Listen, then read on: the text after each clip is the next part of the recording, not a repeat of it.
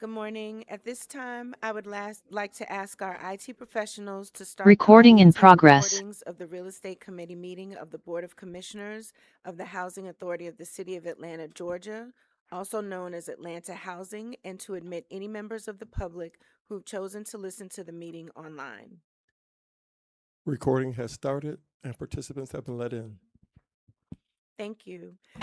My name is Heather Ankrum, and I'm Deputy General Counsel of Atlanta Housing. Before the Real Estate Committee is called to order, please consider the following announcements. We welcome the members of the public who have joined us in person in the Pecan Room at the Atlanta Housing Headquarters, located at 230 John Wesley Dobbs, Northeast, Atlanta, Georgia, for this Real Estate Committee meeting of the Board of Commissioners of Atlanta Housing. We also welcome the members of the public who have joined this meeting via audio conference.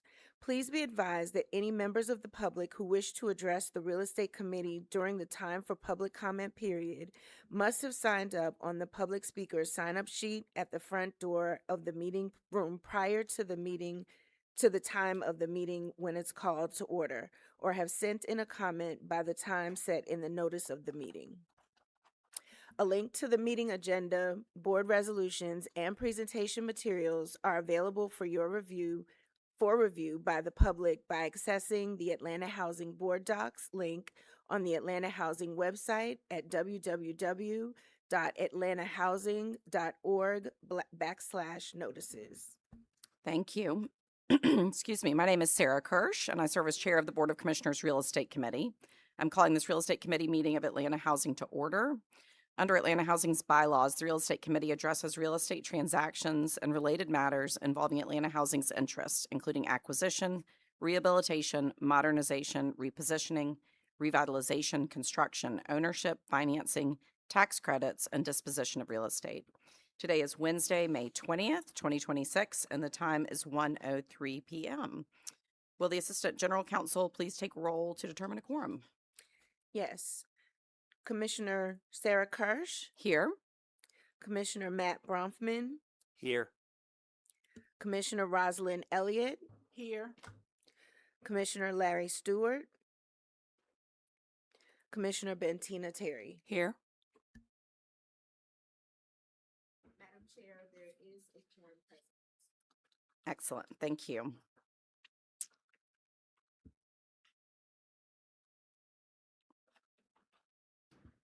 All right. The agenda has been presented to the committee for review and comment. Are there any proposed changes to the agenda? Hearing none, may I have a motion to adopt the agenda? So moved. It has been moved by Commissioner Terry and seconded by Commissioner Elliott. Any discussion? Hearing none, I'll call for the vote. All in favor, please indicate by saying aye. Aye. Aye. Any opposed? Any abstentions? Motion carries. Commissioner, the minutes of the real estate meeting held April 15th, 2026 are before the committee for review and comment. Are there any proposed corrections to the minutes of the meeting? All right. Hearing none, may I have a motion to approve the minutes of the Real Estate Committee meeting held on April 15th, 2026? So moved. It has been moved by Commissioner Terry and seconded by Commissioner Elliott. Any discussion?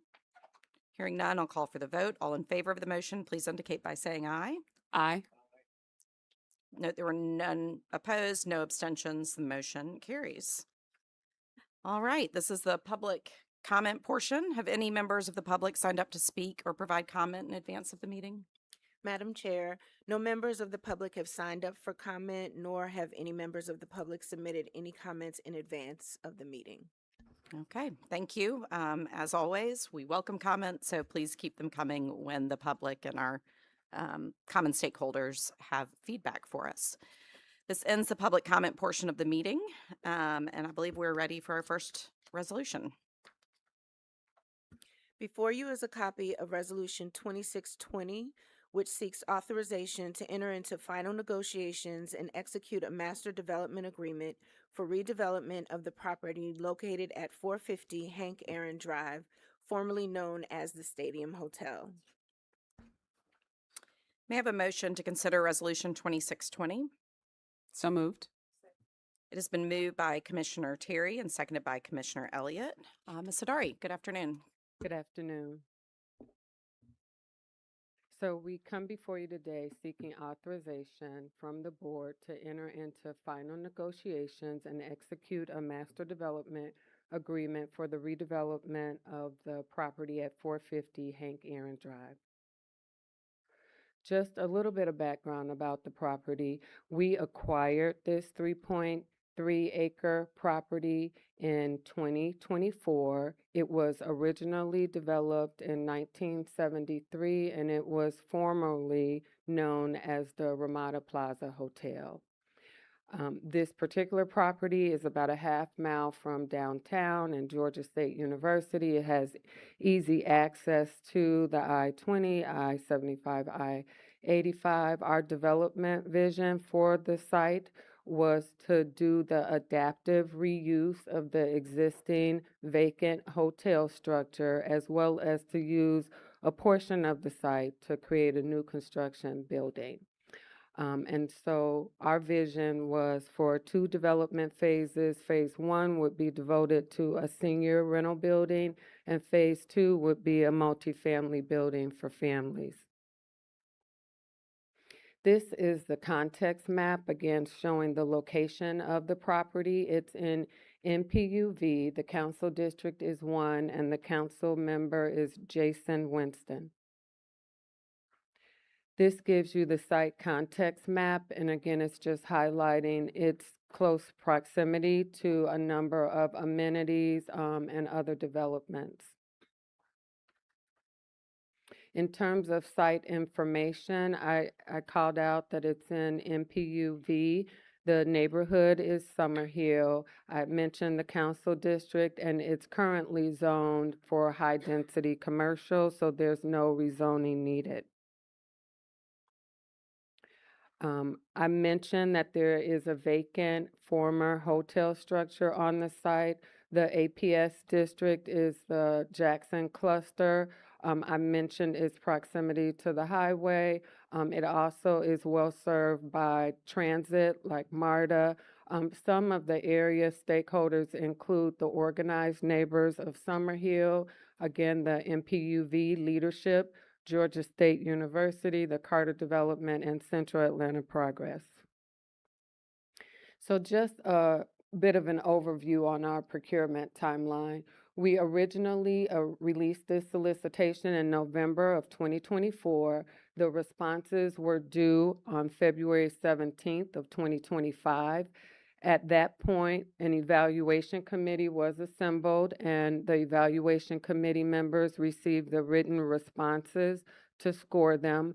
They scored them, a competitive range was set, and the first oral presentations occurred in May of 2025. There was additional clarification that the evaluation committee received. They asked questions based on the oral presentations and got supplemental information, and they made their recommendation to Atlanta Housing.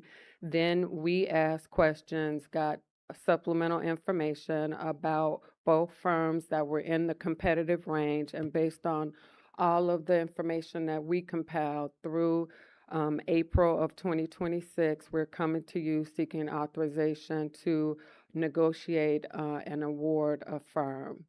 This will allow us to actually push toward executing the MDA in August of 2026. So I just wanted to highlight the Atlanta Housing objectives under this particular RFP. So we really promoted the adaptive reuse of the existing vacant hotel structure. We wanted the development proposals to address the common spaces like the existing parking deck. The facility previously had a banquet facility, and then they had an existing pool, and we wanted them to do something and really tie in the just wonderful views of the downtown skyline from the site.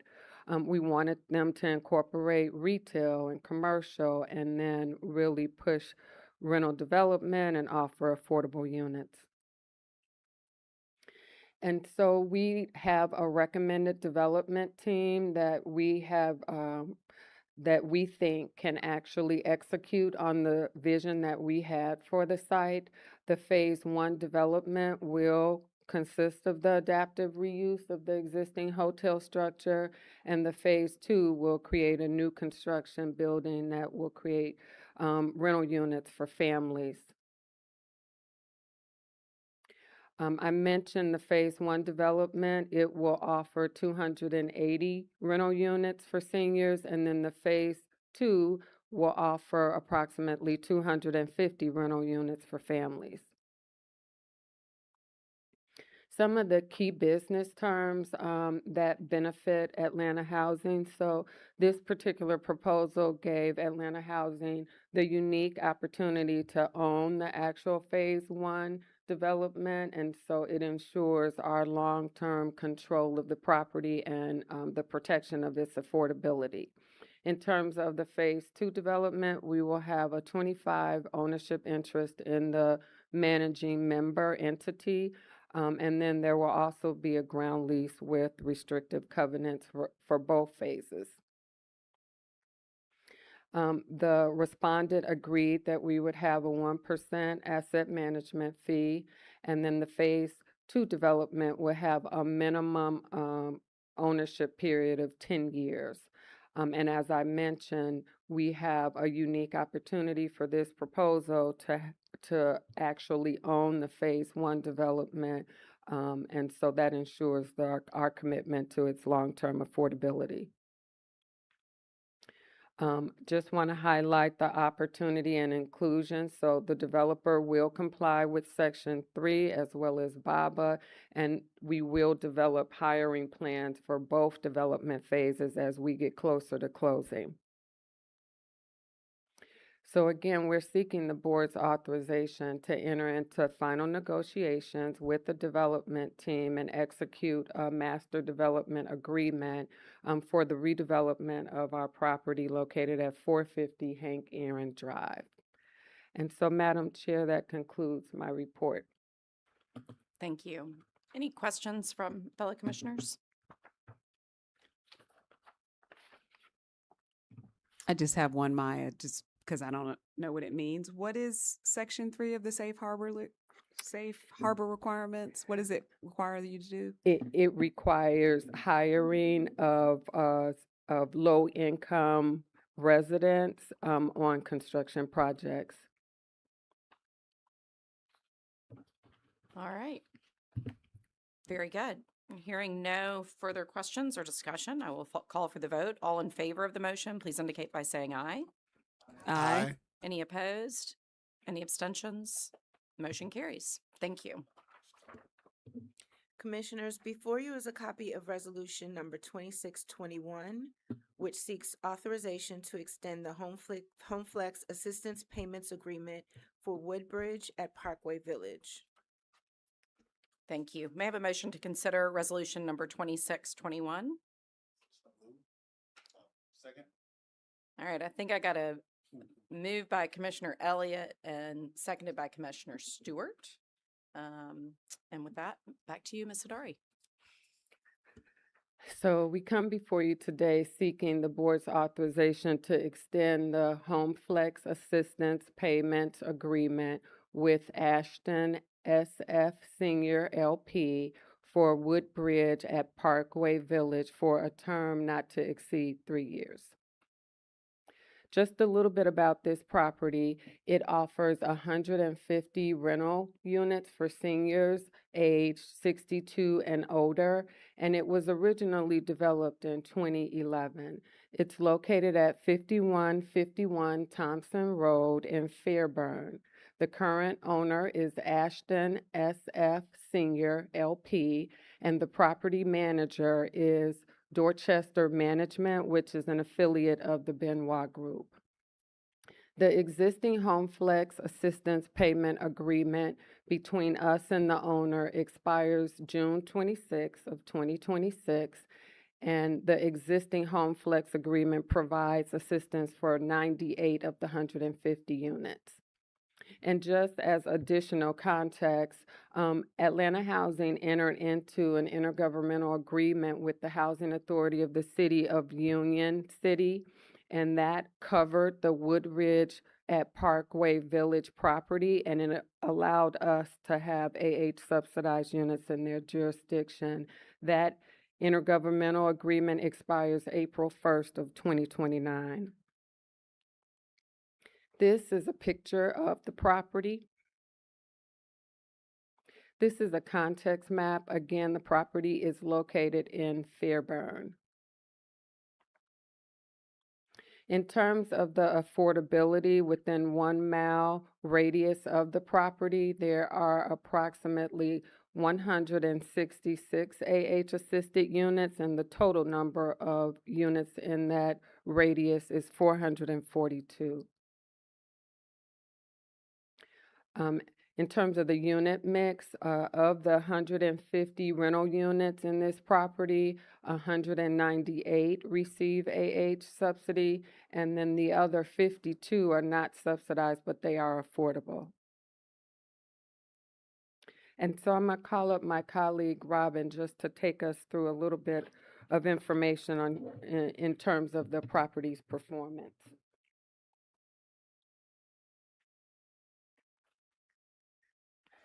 Good afternoon, commissioners. Just want to go over the property's performance results. The financial performance, the property has NOI of about $255,000, operating expenses of just under $9,000 per unit.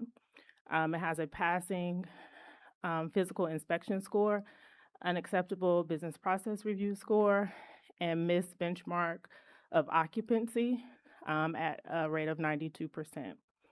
The reason for the missed benchmark for the occupancy is primarily due to delayed move-ins that is just caused by incomplete paperwork when applicants were submitting their information. And so as of April 2026, that occupancy has slightly improved. And so we are still currently monitoring that. In terms of the business process review, this is related to or attributable to missing file documentation, discrepancies in the file documentation, and annual inspections not conducted or documented, and untimely tenant recertifications. The property has cured all of those findings, and the business process review is complete and has been closed out.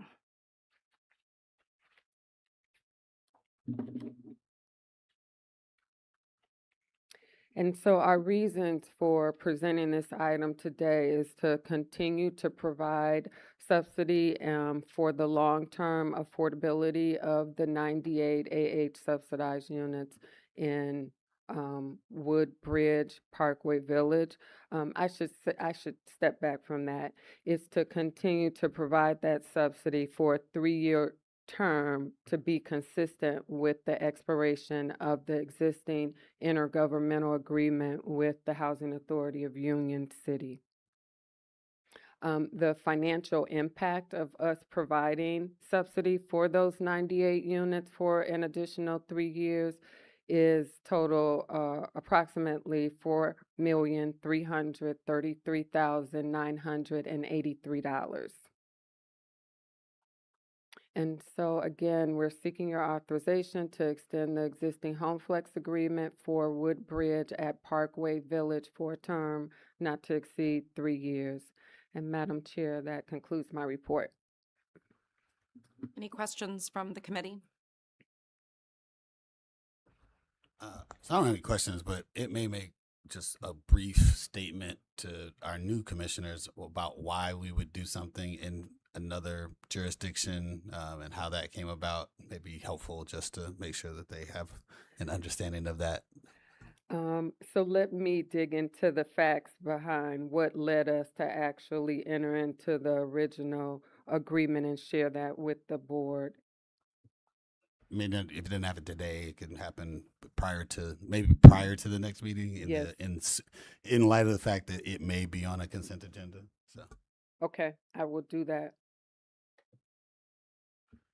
And I guess to that point, the address is Fairburn, but it's neighboring Union City Housing Authority that has jurisdiction there. Okay. All right. Any other questions? I asked that very question at one of my first meetings. And sometimes it's their unique resources that aren't being used that allow us to partner to do something, but it is always helpful to know. Yes, I All would right. get that. Hearing no further comments or questions, I'll call for the vote. All in favor, please indicate by saying aye. Aye. Any opposed? Any abstentions? Motion carries. Okay, Commissioners, before you is a copy of Resolution Number 2622, which seeks authorization to extend the Home Flex Assistant Payments Agreement for retreat at Edgewood. May I have a motion to consider Resolution 2622? So moved. Second. It's been moved by Commissioner Terry and seconded by Commissioner Stewart. Here we go again. Yes. So again, we come before you seeking authorization to extend the Home Flex Assistance Payment Agreement with Edgewood Townhome Partners, LLC, and it's for retreat at Edgewood for a term not to exceed 20 years. So just a little bit of information about this property. It offers 100 rental units and was originally developed in 2010. It's located at 150 Hutchinson Street. The current owner is Edgewood Townhome Partners, LLC, and the property management firm is Columbia Residential, LLC. The existing Home Flex agreement expires August 31st of 2026. So this is a picture of the existing property. Here's a context map. It shows its location. It's in MPUO. The council district is 5, and the council member is Liliana Bektahari. In terms of affordability concentration, within a mile proximity of the property, there are approximately 191 AH-assisted units, and that's the same as the number of total units. The unit mix for this particular development, of the 100 units, 40 are AH-assisted, and then 60 are non-assisted affordable units. And then there are no market rate units. So I'm going to call my colleague Robin up just to give a little bit more information about the property's performance. So just jumping right into the overall performance of the property, they're operating at an NOI of about $211,000, operating expenses of about $12.5 thousand per unit. They have a passing physical inspection score, unacceptable business process review, and on the MTW benchmarks, they missed occupancy as well as rent delinquencies.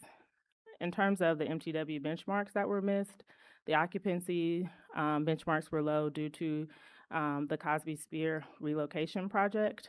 And so now Columbia has implemented a process to engage waitlist participants earlier, just to take less time to lease units. So it's not as much of an issue now.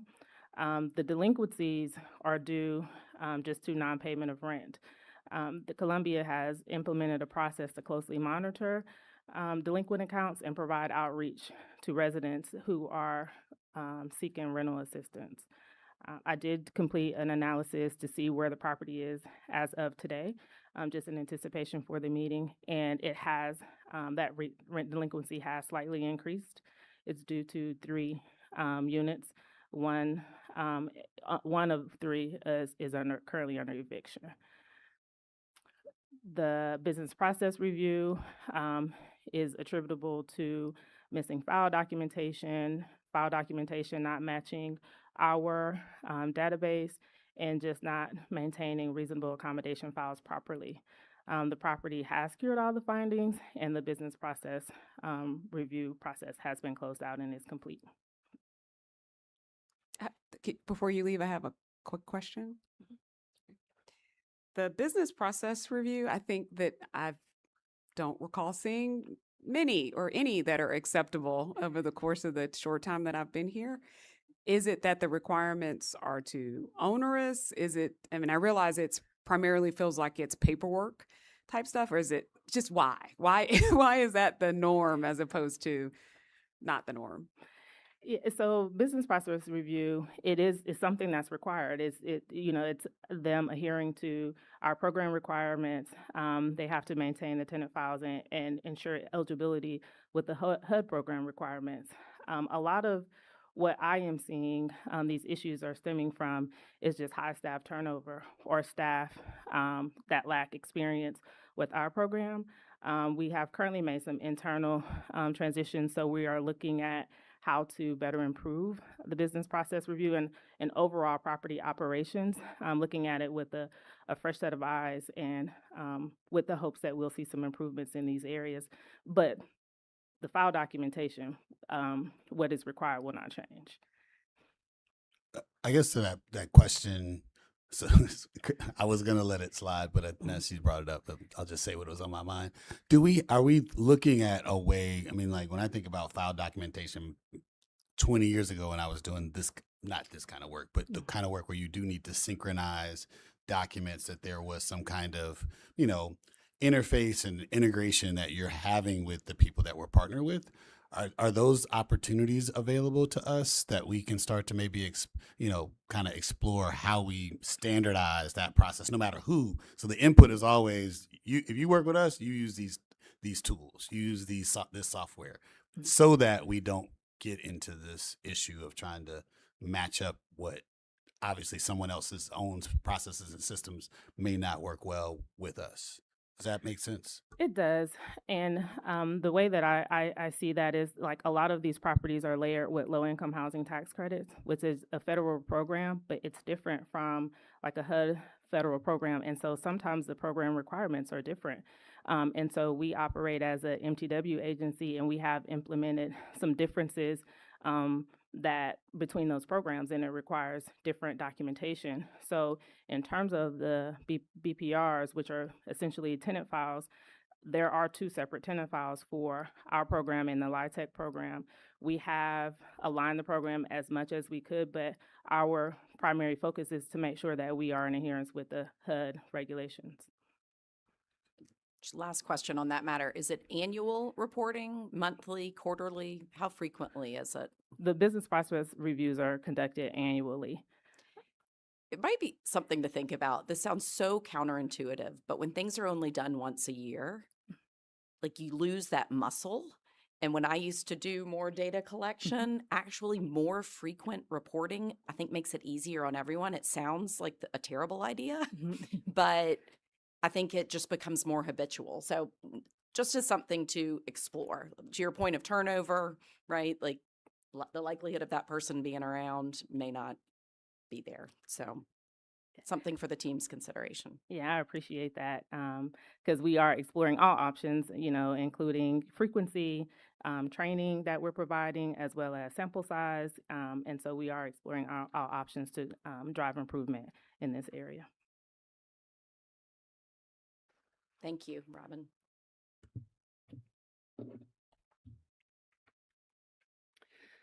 So the reasons for our request is to continue to provide and support the affordable housing units in this particular development for another 20-year period. Our subsidy investment for those units at this particular property is approximately $14,619,099. Any other questions from? I'm sorry, I cut you off. Oh, I was just going to say, Madam Chair, that concludes my report. I anticipated it. Any other questions? I only had one other question that it may also be for Robin. I think that's the highest operating expenses I've seen in my time here at 12.5. That's over $1,000 a month. So when you think about affordable rent, when your operating expenses are running north of $1,000, is there something unique to this property that's driving it that high? So with this property, they are generating NOI and they are cash flowing. So they're spending more operating costs per unit to make just general repairs to the property. And so it's related to just a general repair and upkeep that just would not be considered capital improvements. But when Okay. I review the financial statements, that's what I noticed. Okay. All right. Thank you. You're welcome. Any other questions, comments? All right, hearing no further discussion, I'll call for the vote. All in favor of the motion, please indicate by saying aye. Aye. Any opposed? Any abstentions? Motion carries. Commissioners, before you is a copy of Resolution Number 2623, which seeks authorization to approve the final business terms and take all actions necessary to consummate the financial closing and refinance of Columbia Estates. May I have a motion to consider resolution number 2623? So moved. May I have a second? It has been moved by Commissioner Stewart and seconded by Commissioner Bronfman. So we come before you this afternoon seeking your approval of the business terms and authorization to take all actions necessary to complete the financial closing for Columbia Estates. So the specific requested authorizations are to modify the existing loans between Atlanta Housing and the owner in an amount up to $4,566,413. It includes subordination of the priority lenders, and then we're seeking an exception to the Atlanta Housing debt forgiveness policy to provide forgiveness of the accrued interest in an amount of $5,715,706. We also like authorization to amend the existing ground lease agreement to extend it by 8 years, and then to take all actions necessary to complete the closing as well as in getting the appropriate HUD approvals. Just a little bit of background about this particular development. So Columbia Estates offers 124 rental units, and it's part of a revitalization effort on our former Perry Homes public housing site. It was originally developed in 2003. It's located at 1710 Noel Street. The owner is Columbia Estates LP. The property management firm is Columbia Residential LLC. The existing HAP agreement expires March 30th of 2040, and the ground lease term under the existing agreement expires October 30th of 2059. And this particular site, as you see, is about 23 years old and in need of some capital improvements to maintain the long-term affordability at the site. This is a picture of the existing property. This is the context map. It's located in MPU G. The council district is 9, and the council member is Dustin Hillis. In terms of the affordability concentration, within a mile radius of the property, there are approximately 332 AH-assisted units, and the total number of units within that mile radius is 606. In terms of the unit mix for this particular development, as I mentioned, there are 124 rental units, of which 50 are AH-assisted, 13 are non-AH-assisted affordable units, and then there are 61 market rate units. So the sources and uses for the owner to actually make the capital improvements, they are seeking a HUD 241A loan, and that's the only source that they're using. And that is a little under $4 million. It's $3,999,000. And then that will cover the capital improvements as well as some of our legal expenses and pay the outstanding asset management fees that are owed to AH. So I wanted to give you just a little more information about the existing debt that is recorded against this particular property. So right now, there are 4 soft subordinate AH loans that are recorded against the property. The first 2, the permanent loan as well as the unsecured permanent loan, so the 3.7 million loan and the 816,000 loans, both have an interest rate of 5%.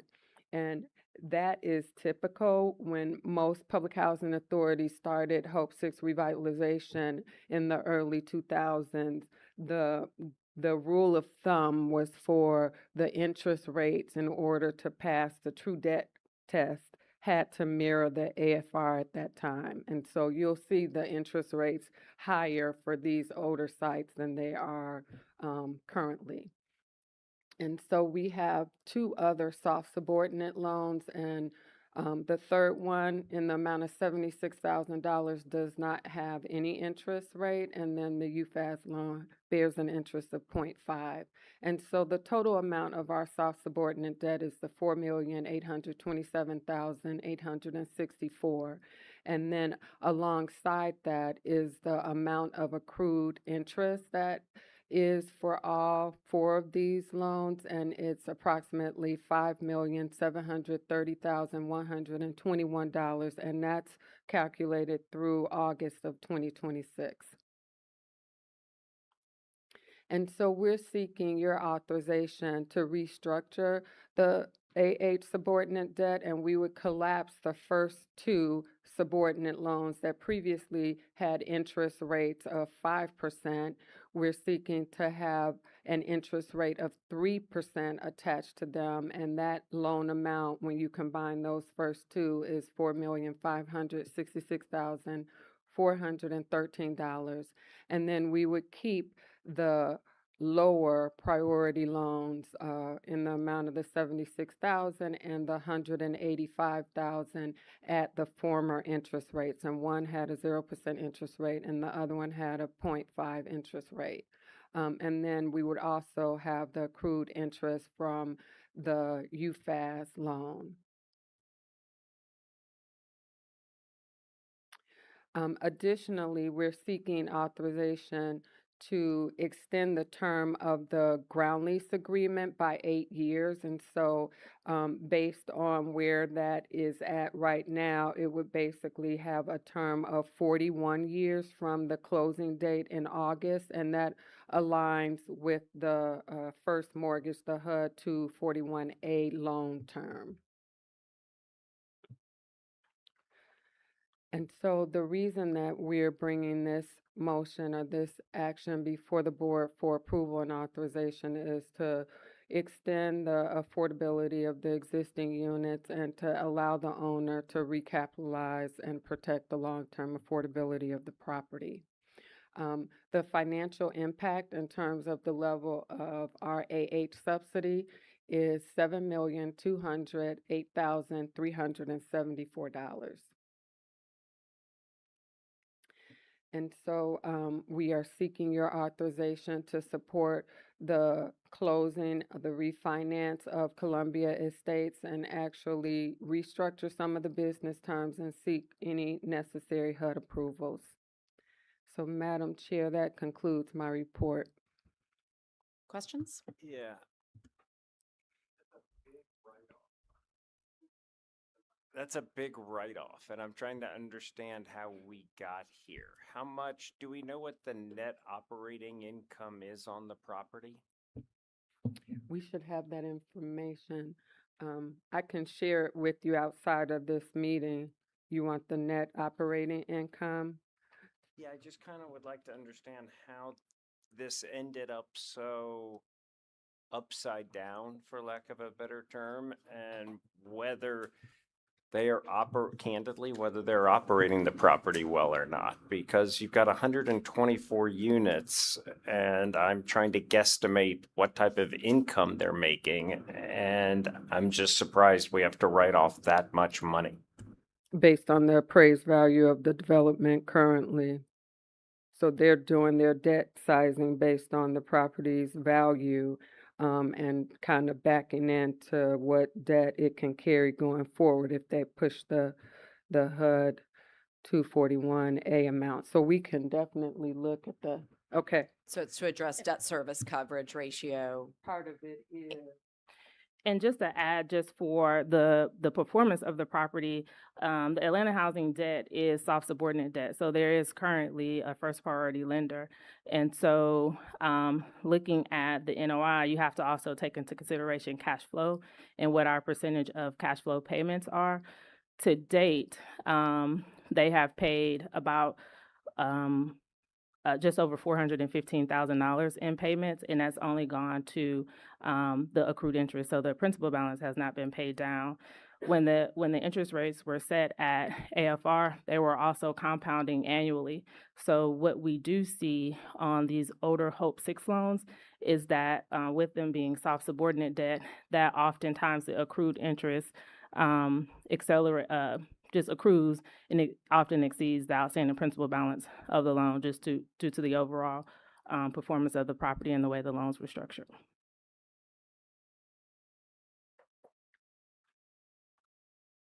So we will get you more information about the NOI. And we can kind of lay out some of the factors that we think are influencing why they're structuring it this way. I can't imagine that there are records back to '03, but it would be interesting to understand how this was originally underwritten and how it is performed relative to those assumptions, right? My perception, not having done this for as long as you all, is that a lot of these are underwritten with the assumption that at some point there would be a write-off of interest because it would just, and because of the requirements of what the rate would need to be and so forth. That may be a wrong assumption, but I think understanding how it was originally approved, understanding that the 415 has been repaid is helpful, and knowing that the principal is still outstanding is helpful. That may or may not inform, but I think it would give us a sense of, has this performed as expected, or has it been more challenging and may trigger some other concerns? I would say the other piece to note here is that this particular owner is not doing a LIHTC execution to actually recapitalize. So they really are trying to push their ability to get private debt and do some capital improvements at the site. And so usually you see owners do, they get in line for LIHTC allocations for recaps. Any other questions or comments? All right, hearing no further discussion, I'll call for the vote. All in favor of the motion, please indicate by saying aye. Aye. Aye. Any opposed? Any abstentions? Motion carries. Commissioners, before you is a copy of Resolution Number 2624, which seeks authorization to enter into a Haven Home Flex Assistance Payments Agreement commitment for permanent supportive housing units at Villas of Hope. May I have a motion to consider Resolution 2624? So moved. May I have a second? It has been moved by Commissioner Terry and seconded by Commissioner Elliott. So we come before you today seeking authorization to enter into a Haven Home Flex Assistance Payment Commitment with Grove Park Renewal LLC, and it's for the Villas of Hope property. And this is in connection with our Partners for Home Permanent Supportive Housing, NOFA. We are seeking your authorization to have a commitment for an initial term of 10 years and then the option to extend it for an additional 5 years for a term not to exceed 15 years. So this particular property offers 36 units of permanent supportive housing. It was originally developed in 1962 and was most recently renovated in 2023. It's located at 385 Holly Street. The owner is Grove Park Renewal LLC, and they're also the property management firm. There's no existing home flex agreement, and the supportive services provider is Fulton County Behavioral Health. This is a picture of Villas for Hope. Here's the context map. It's in MPUJ. The council district is 3, and the council member is Byron Amos. In terms of the affordability concentration within a mile radius of the property, there is approximately 597 AH-assisted units, and the total number of units within that mile radius is 730. In terms of the unit mix, and So I mentioned that there are 36 permanent supportive housing units. AH is seeking to subsidize 13 of the 36. There are also 19 tenant-based HCV participants living at the property, and then there are another 4 affordable non-assisted units. In terms of our subsidy investment for those 13 units over a 15-year period, it totals $3,728,338. And so we are seeking the board's authorization to award Haven Home Flex Assistance Payment Agreement Commitment for 13 units at this property in alignment with our permanent supportive housing NOFO. And this is honoring our commitment to provide support for 650 units. And so, Madam Chair, that concludes my report. Questions, comments from the committee?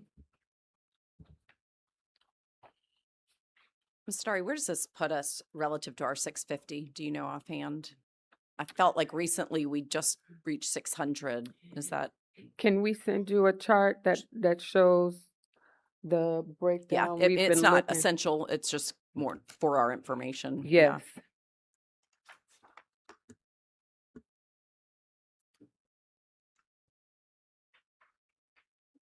Okay, we'll send the chart. Any other questions, comments? We have a full agenda today, so I'm going to keep us moving. All right, hearing no further questions or comments, I'll call for the vote. All in favor of the motion, please indicate by saying aye. Aye. Any opposed? Any abstentions? Motion carries.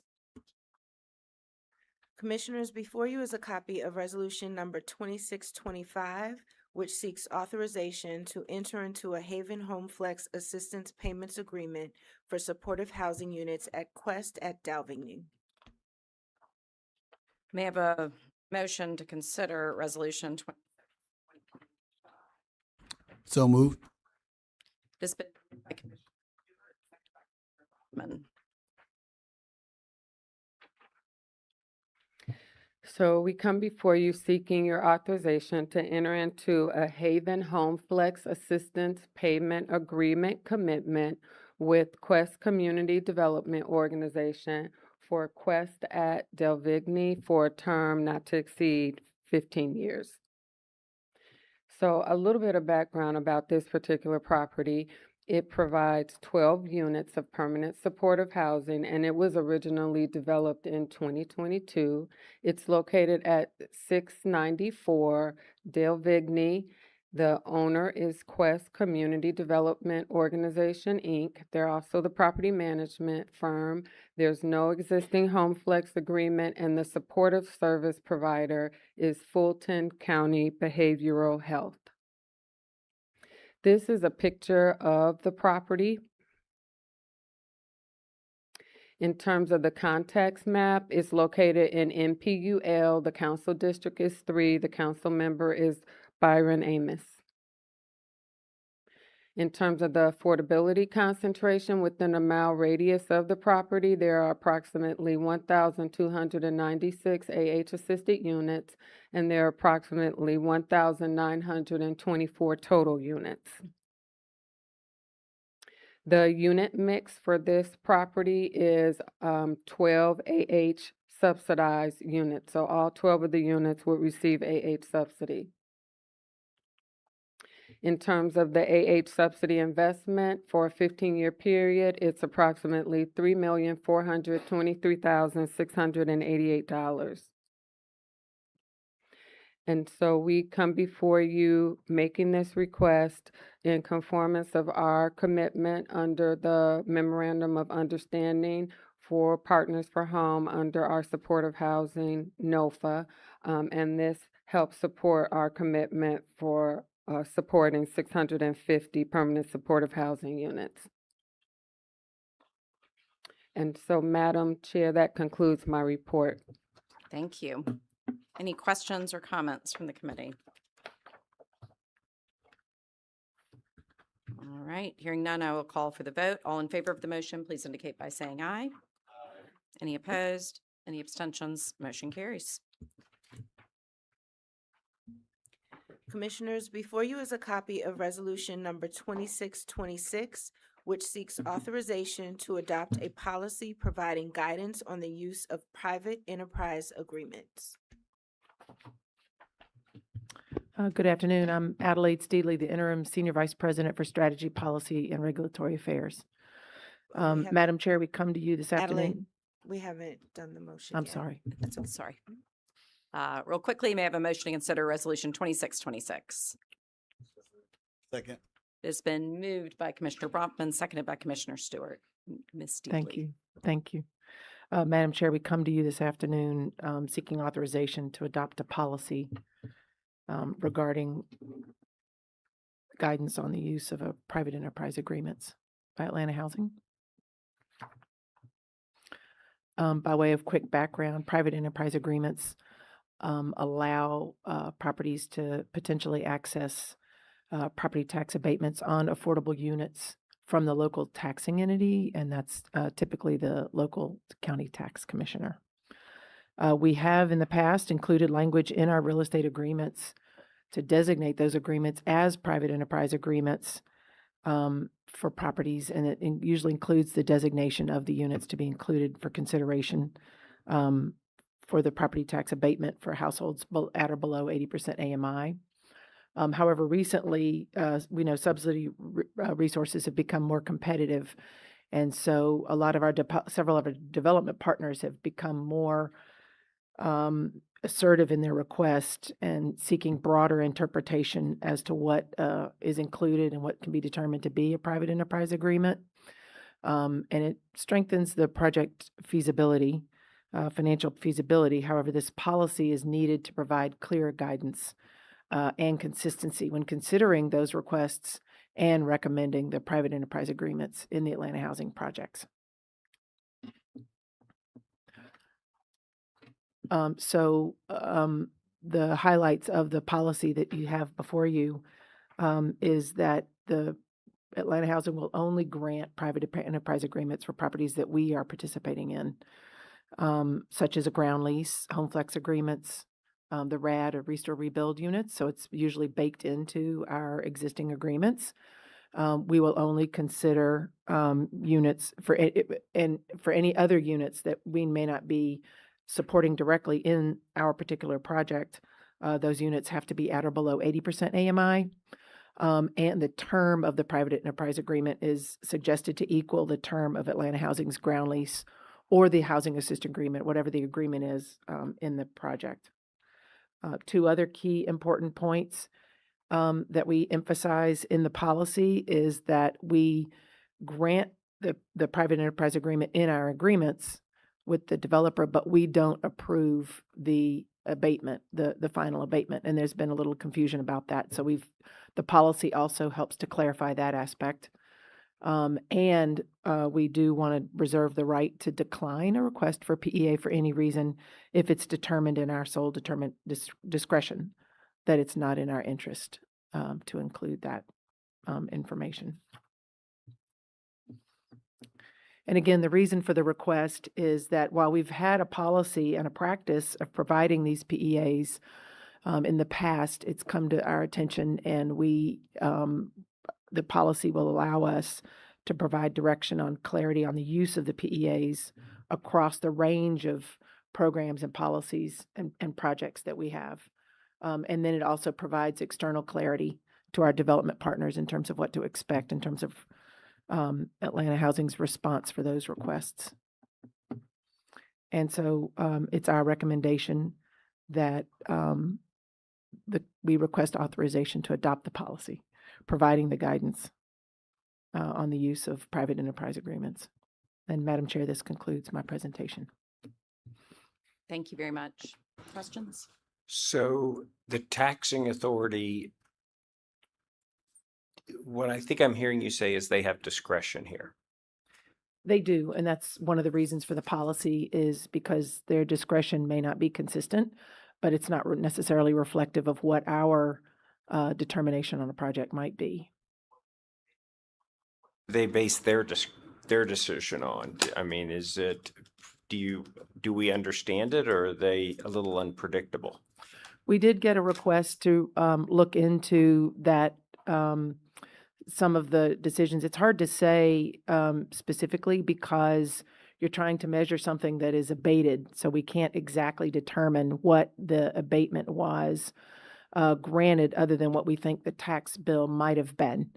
But it does seem as though not that while the commissioner might be consistent in terms of its application to it, several of our partners are asking for the commission to reconsider or consider it more broadly. And the purpose of the policy is to make sure that it's very clear on the front end exactly what, from our perspective, they may or may be entitled to. In practice, does the commission generally follow the recommendations of the housing authority, or? Yes, I'm sorry. Absolutely. They do follow the recommendations. But in the end, we don't have jurisdiction over that, right? They have ultimate say. And is it clear to our partners what their next steps are? Do they need to do anything if they get a PEA from us? Do they know what their next steps are? Is there anything they need to do with the Fulton County Tax Commission? So the way that works, thank you, Commissioner, the way that works is that the developer, after the closing of the property, and as the property is being, in the case where it's being constructed, as it's being built, and then when it's closed, when the construction is complete, they'll go to the taxing entity and present our PEA and formally request the abatement based on the appraised value of the property, based on the terms. So it's proportionate to the number of affordable units in a property, is the process. And the policy, the onus on doing that, of course, has been on the developer, but the policy also makes it clear that that's the developer's responsibility. And if there any matters of concern in terms of how that process went, the policy also states that that is not part of our jurisdiction, and it's not our decision in terms of what the final say of the commissioner is. Thank you. Any other questions or comments? Really appreciate all the thought that went into this and the really succinct presentation of it. I think it makes it very easy for everyone to go, okay, I understand what this is about, and, does it fit or does it not fit? So very helpful. Thank you. All right. All in favor of the motion, please indicate by saying aye. Aye. Aye. Any opposed? Any abstentions? Motion carries. Thank you. Commissioners, before you is a copy of item 2628, which seeks acknowledgement of review of the 2026 operating budgets and assessment of the financial health of Atlanta Housing's rental assistance demonstration portfolio. Thank you. This is not a motion, but we will now hear a presentation on item number 2628. Ms. Hadari. So we are presenting information to the board today. So to give information so you can acknowledge the review of the 2026 operating budgets and assessment of financial health of the Atlanta Housing RAD portfolio. Just a little bit of information about the HUD RAD program. So many moons ago, HUD enacted the RAD program, and it gave public housing authorities across the country the ability to reposition public housing units to the PBV platform. And it is believed that the project-based voucher platform provides a more stable stream of income for subsidized units over time. So to date, AH has about 20 RAD developments, and it includes about 2,034 RAD units. So that was former public housing units that were converted to PBV under the RAD program. Our initial conversion happened in 2018, and then our most recent conversion was Ashley College Town 1, and we closed that transaction in December of 2025. And as I mentioned, it's believed to be a more stable source of subsidy over time. This is just a collage of pictures of our existing RAD properties. Here's a context map that just shows the location of the RAD properties that we have in our portfolio right now. So the reason for this request, the first time that we initially responded to this HUD request was last year.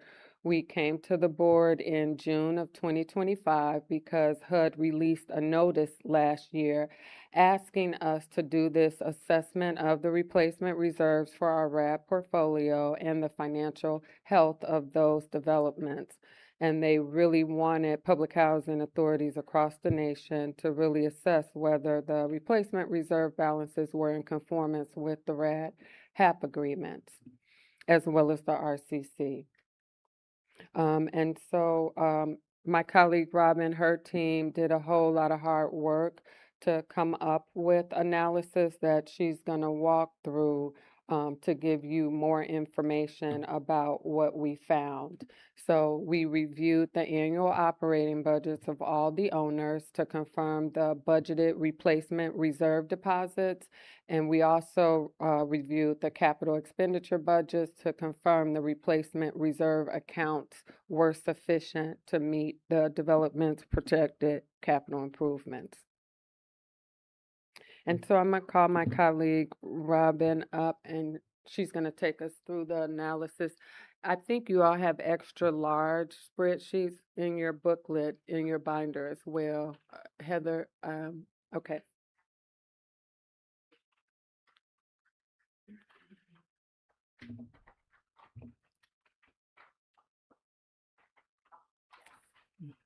It's at the back of 26, 28.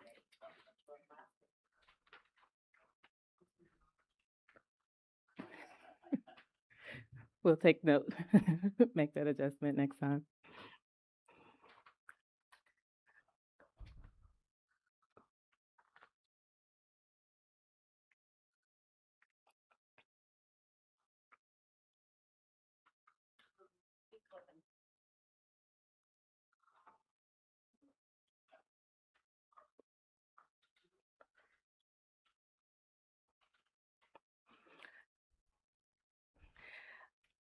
Okay, so just want to give you all an overview of the analysis that was performed.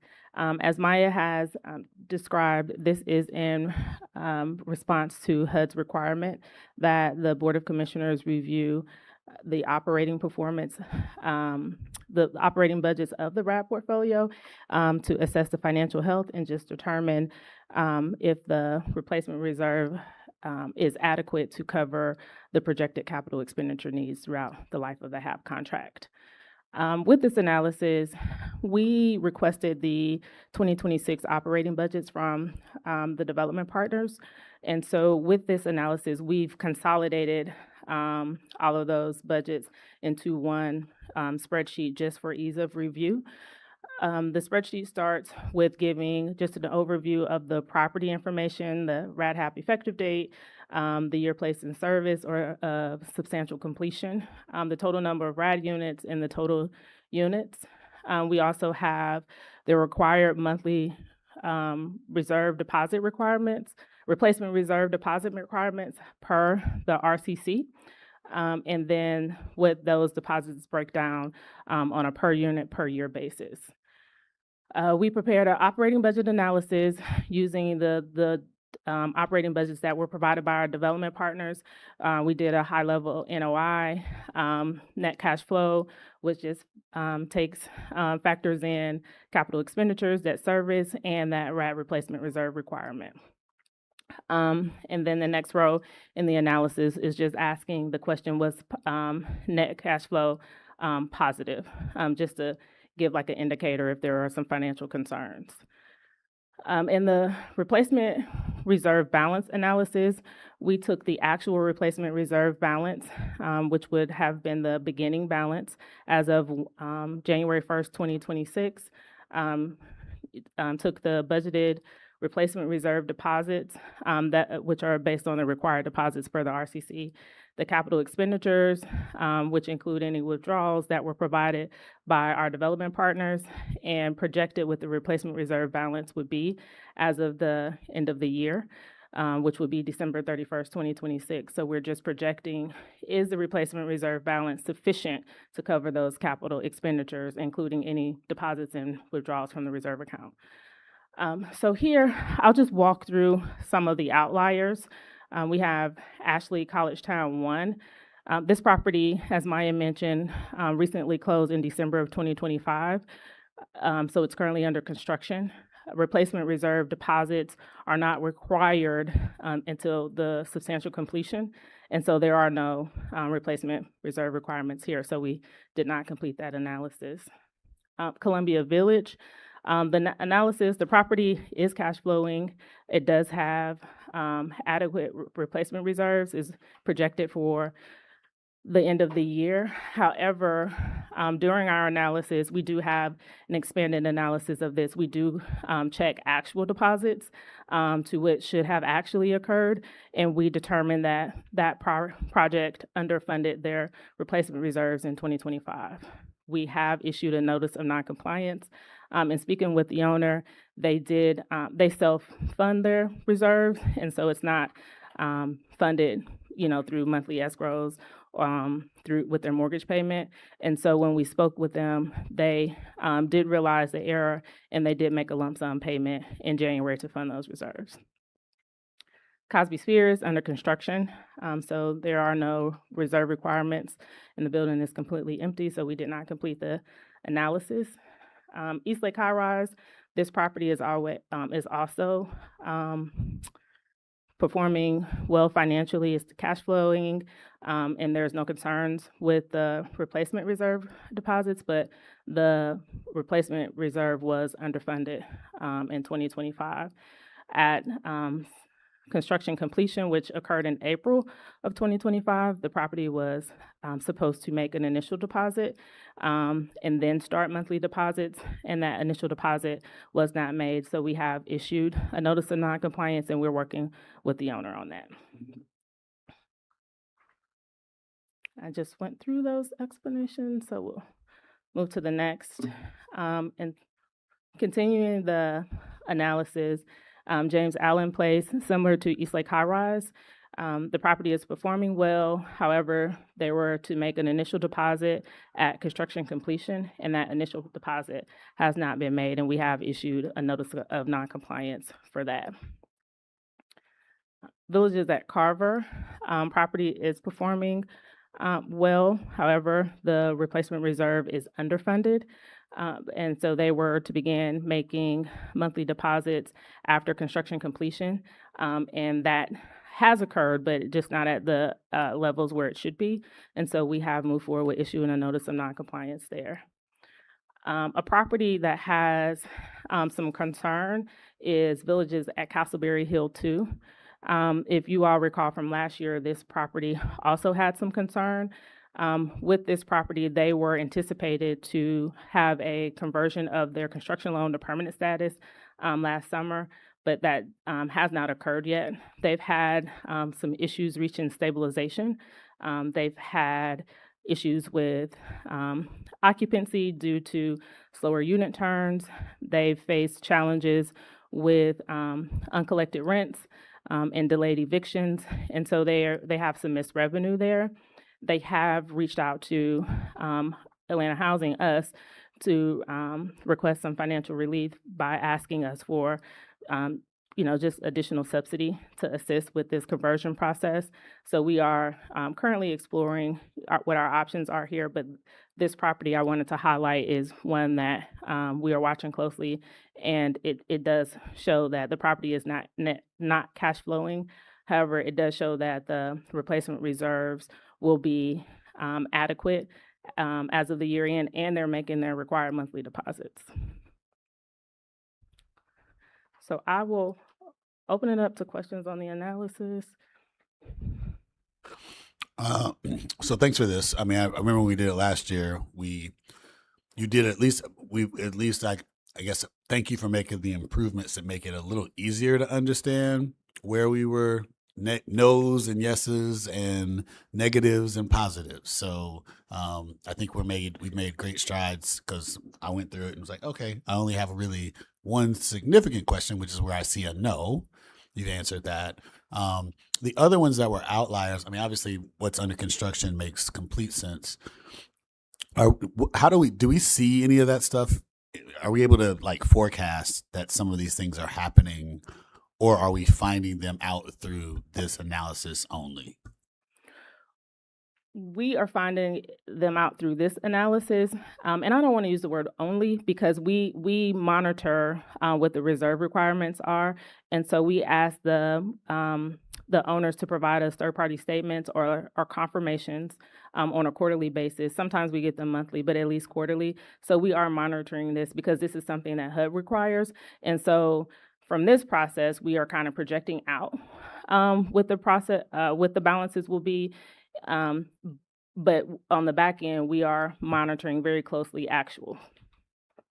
So when we do this, is HUD asking us to do like some kind of like curing, process that says once we see it, you have to fix this by this time frame, or what's the answer once you show some no's and say, hey, well, especially on the last line, it's not sufficient. What happens in that state? So last year we were required to report to HUD. There was a form that we had to require to certify, that was requiring the housing authority to certify what the performance of each property was. And this year we have not been asked to certify. But a part of that certification process, they just wanted to be notified of any issues and any outliers. Something that has come out recently, and I'm not sure if it's connected to this, but in my opinion, HUD with that analysis, what they asked for the submissions and the certifications last year, they just wanted a glimpse into how these RAD portfolios are actually performing. And as a result, they have, in September, they allowed a process for alternative OCAF, and that is, OCAF stands for Operating Cost Adjustment Factor. And just to give you more context into that, is that once you enter into a RAD-HAP agreement, it establishes set contract rents. Per HUD, you can only increase the rents by the OCAF adjustments that are released by HUD each year.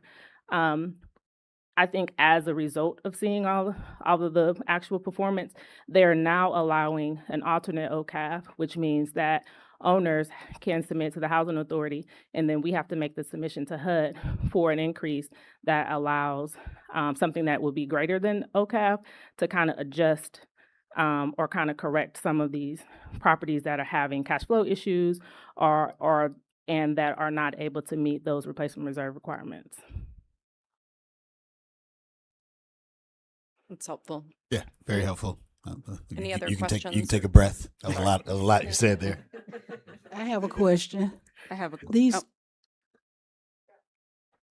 the names of these high rises are not the same that we know them as. So is there a difference? Why is it showing Peachtree Road Senior Tower when we're told it's Peachtree Senior Tower, or Marietta Road High Rise? Why is it showing that? I'm just asking. Or we were told at our JWC meeting it's the legacy of East Lake, and it says East Lake High Rise. Is there a difference? Why the names different on this? Good question. No, there is no difference. Some of these naming conventions, we created this schedule, and we'll go back and update these naming conventions. Peachtree Road High Rise Senior Tower is more than likely the name of the property before it was renamed. In the same way with East Lake High Rise. East Lake High Rise was renamed Legacy of East Lake with the reopening. And so we'll just make sure that we go back and update the names here, but we're still referring to the same properties, no difference. So 2 of these properties are projected to be minimally net cash flow positive at the end of the year. And so they're less than $5,000. So that to me is minimally, because it could be a rounding error or budget error that could take them that different direction. So what do we do, or what kind of conversations do we have with those that are so close to the edge of not being cash flow positive or being cash flow negative, I guess is another way to think of it? And so those are properties where we will look from our perspective, like if there is additional funding or additional subsidy levels that we can provide. Just want to add that some of these properties, at the time that these budgets were prepared, were under a rent freeze. And that rent freeze was implemented by the Housing Authority. We have since made some adjustments, but those can be some of the issues that or some of the factors that go into that. And so from our perspective, just understanding what the appropriate subsidy levels will be is additional conversations that we'll have internally with our finance department as well as with the owners. You're welcome.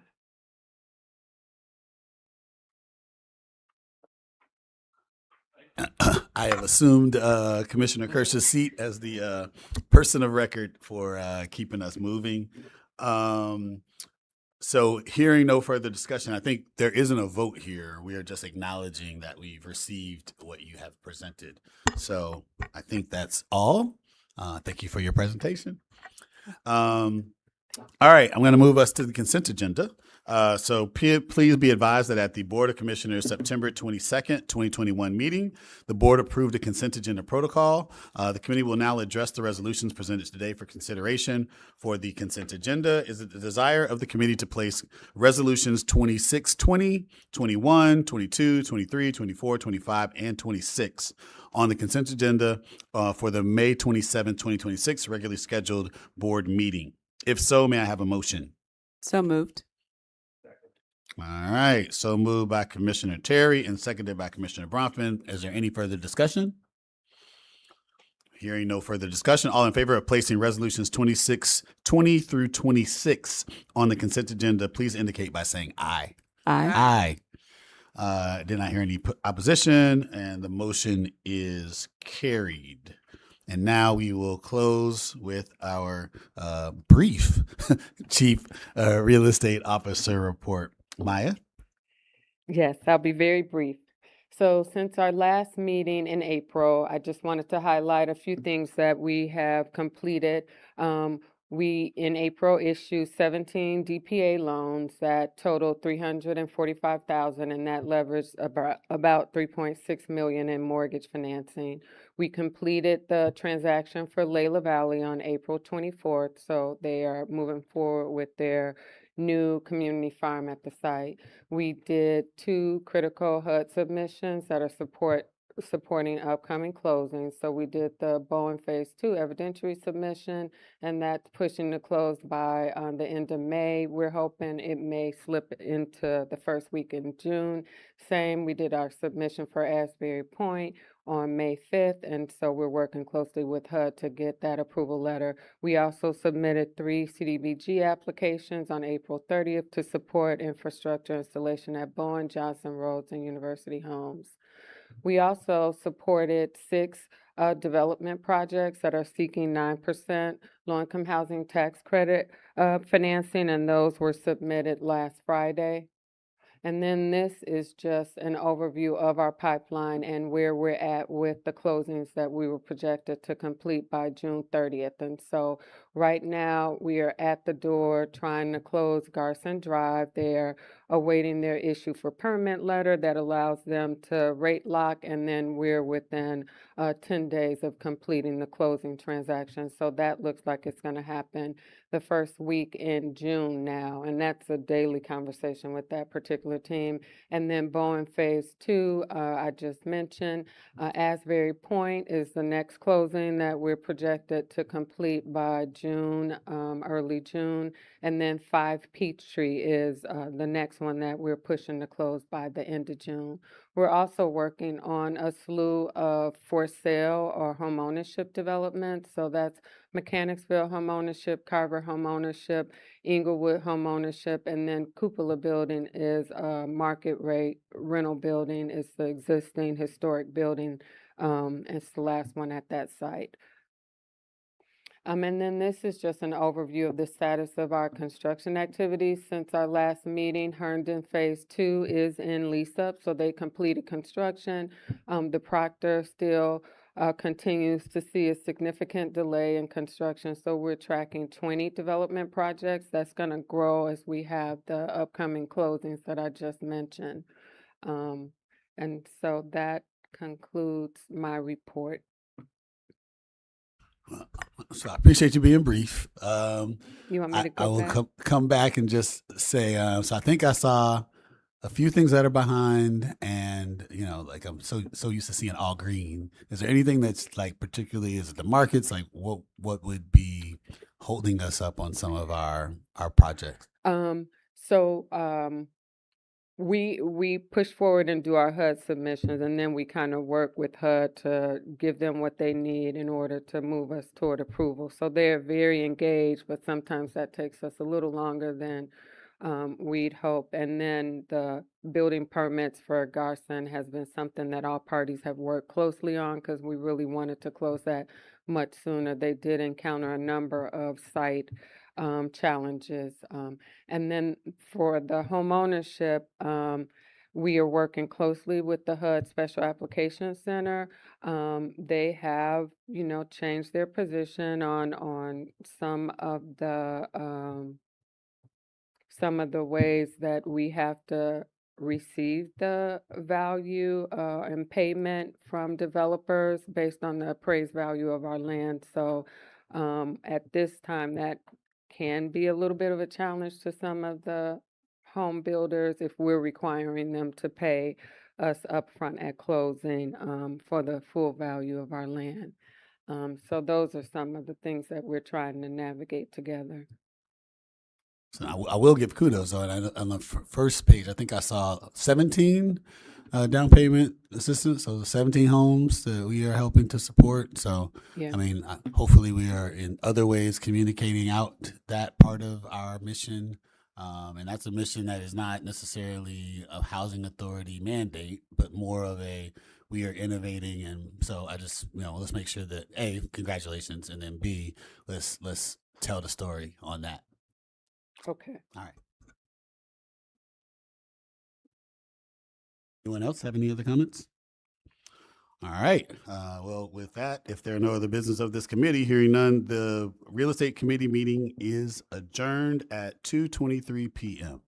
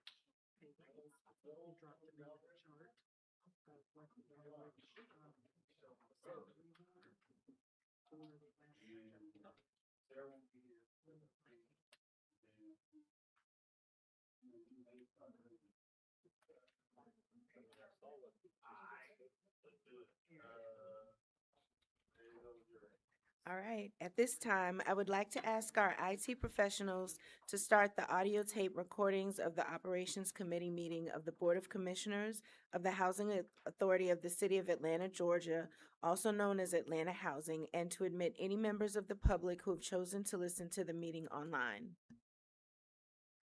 The recording has begun and the public have been let in. Thank you. My name is Heather Ankrum, and I'm Deputy General Counsel of Atlanta Housing.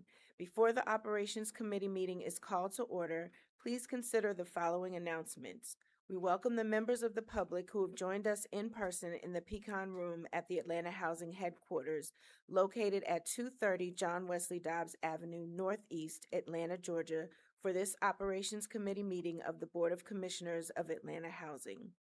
We also welcome the members of the public who've joined this meeting via audio conference. Please be advised that any members of the public who wish to address the Operations Committee during the time for public comment period must have signed up on the public speaker's sign-up sheet at the front door of the Pecan Room prior to the time the meeting is called to order, or have sent in a comment by the time set in the notice of the meeting. Comment should be relevant to matters within the authority of the Board of Commissioners or otherwise related to the business of Atlanta Housing. The chair may enforce these procedures to ensure orderly and efficient conduct of the meeting. A link to the meeting agenda, board resolutions, and presentation materials are available for review by the public by accessing the link on the Atlanta Housing website at www.atlantahousing.org/notices. All right, good afternoon. My name is Larry Stewart, and I serve as the chair of the Board of Commissioners Operations Committee. I'm calling this Operations Committee meeting of the Housing Authority of the City of Atlanta, Georgia, to order. Under Atlanta Housing's bylaws, the Operations Committee addresses the operational matters and initiatives of Atlanta Housing, including oversight of the operational and development issues related to Atlanta Housing and its communities, whether sponsored, subsidized, or owned by Atlanta Housing, including resident services and related concerns, and also oversight of administrative functions of Atlanta Housing, including personnel matters, contracting, and procurement. Today is May 20th, 2026, and the time is now 2:28 p.m. Will the General Counsel take roll to determine a quorum? Chairman Stewart, I am here. Commissioner Alvarado, Present. Commissioner Kirsch, Commissioner Martin. Mr. Chair, there is a quorum. All righty. The agenda has been presented to the committee for review and comment. Are there any proposed changes? Hearing none, may I have a motion to approve the agenda? So motion. All right, so let's see. So moved by Commissioner Alvarado, seconded by Commissioner Martin. Is there any discussion? Hearing no discussion, I'll call for the vote. All in favor, please indicate by saying aye. Aye. I think I heard all ayes, no opposition, no abstention. The motion is carried. All right. You got. Okay. The minutes of the Operations Committee meeting held on March 18th, 2026 are before the committee for review and comment. Are there any proposed corrections to the minutes of this meeting? All right, hearing no proposed corrections, may I have a motion to approve the minutes of the Operations Committee meeting held on March 18th, 2026? So move. All right, so moved by Commissioner Alvarado and seconded, and seconded by Commissioner Martin. Is there any discussion? Hearing no further discussion, I'll call for the vote. All in favor of the motion, please indicate by saying aye. Aye. Aye. Did not hear any opposition or abstention. The motion is carried. Have any members of the public signed up to speak or provided comments in advance of the meeting? No members have signed up for comment, nor have any members of the public submitted any comments in advance of the meeting. All right, this ends the public comment portion of the meeting. There are no resolutions to be presented today. All right. I know that Ms. Reyes is not here today, but do we have, I think Mr. Ordonez is going to present the Chief Operations Officer report today.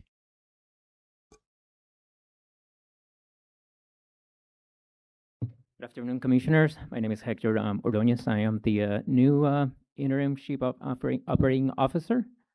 And we have a quick presentation, and it's just mostly an update as when it comes to the transition of the Chief Operating Officer role after the retirement of Mr.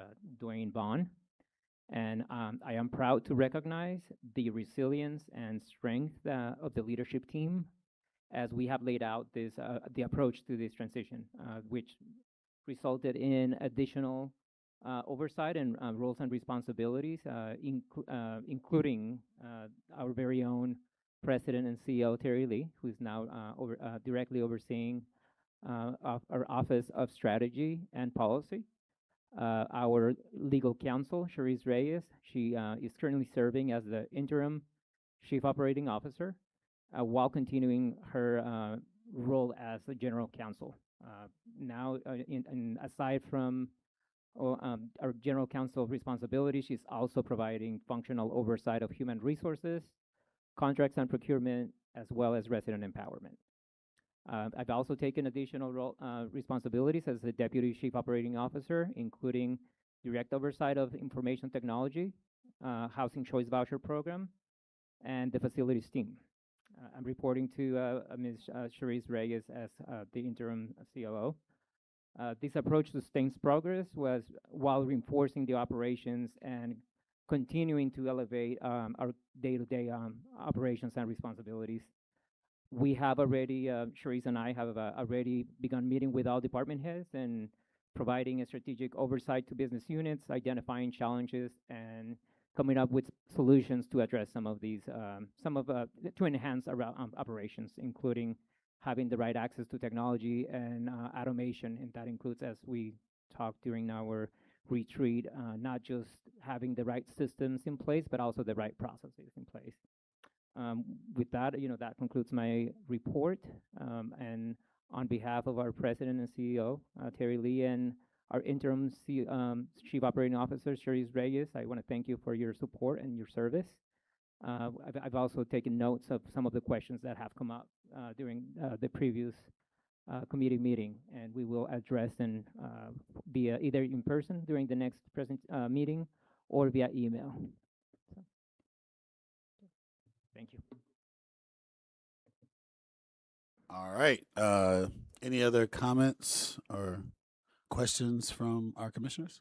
I'll just say thank you for your leadership in this time of transition. I know it's not always easy, but I'm glad to know that there was real thought and strategic thinking, more or less, regarding how to move forward to ensure that the work continues, and there's this leadership in all parts, in all facets of the organization. So just thank you for doing that and sharing that with us, so we know that we're moving forward like we need to.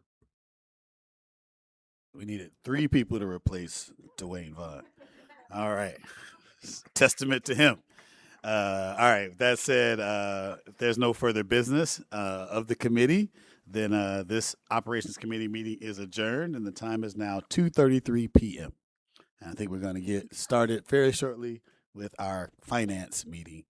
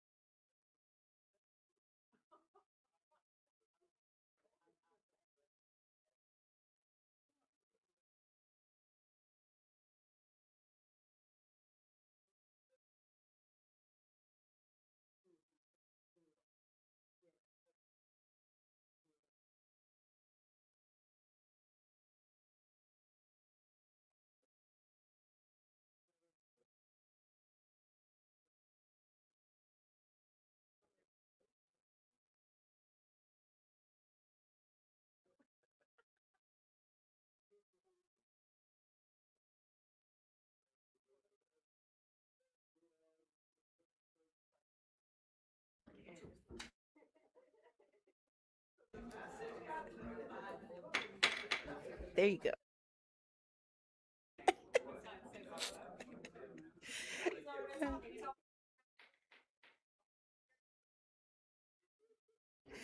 All right.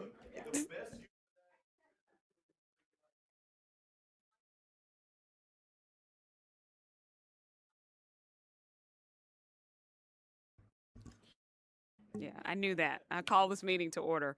My name is Bentina Terry, and I serve as the chair of the board of the Commissioners Audit and Finance Committee. I'm calling this Audit and Finance Committee meeting of the Housing Authority of the City of Atlanta, Georgia, to order.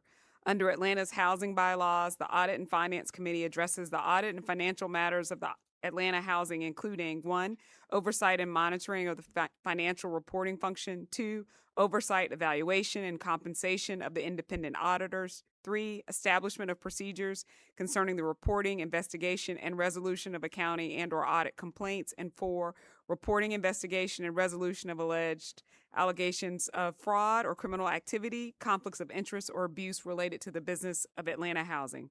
Today is Wednesday, May 20th, 2026, and the time is 2:41 p.m. Will the General Counsel take the roll to determine a quorum? Yes. Commissioner Terry? Here. Commissioner Bronfman? Here. Commissioner Stewart? Here. Madam Chair, there is a quorum. The agenda has been presented to the committee for review and comment. Are there any proposed changes? Hearing none, may I have a motion to approve the agenda? So move. It's just 3 of us. So moved by Commissioner Stewart and seconded by Commissioner Bronfman. Is there any discussion? Hearing no further discussion, I will call for the vote. All in favor of the motion, please indicate by saying aye. Aye. Aye. Any opposed? Abstentions? The motion is carried. Commissioners, the minutes of the Audit and Finance Committee meeting held on March 18th, 2026 are before you for review and comment. Are there any proposed corrections to the minutes of this meeting? Hearing none, may I have a motion to approve the minutes of the Audit and Finance Committee meeting held on March 18th, 2026? So move. It's been moved by Commissioner Stewart and seconded by Commissioner Bronfman. Is there any discussion? Hearing no further discussion, I will call for the vote. All in favor of the motion, please indicate by saying aye. Aye. No opposed, no abstention. The motion is carried. Have any members of the public signed up to speak or provide comments in advance of the meeting? No members have signed up to speak in advance of the meeting, nor have we received any comments in advance of this meeting. Okay, well, this ends the public comment portion of the meeting. Members of the public who wish to address the committee signed up on the public speaker sign-up sheet as they entered the meeting. Each speaker who has signed up will be called to the podium and will have no one signed up to speak.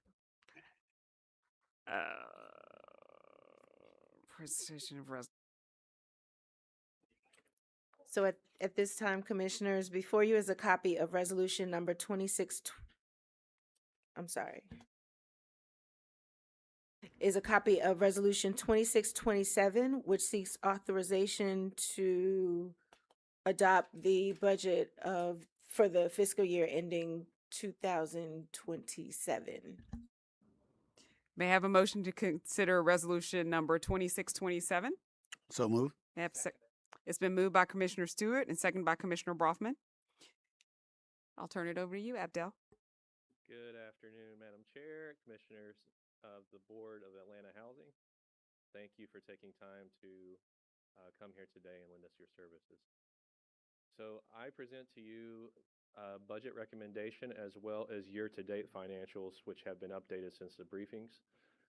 And the year-to-date financials now carry us through April 30th. Through April 30th, we are still trending at about 90% of our income that we had anticipated in our budget, which matches along with the 90% that we are trending on our uses of the budget. We were at 89% in March, so we've actually increased a little bit, mostly due to some development activity. And the 10% that we are below right now is primarily due to some delays in some projects.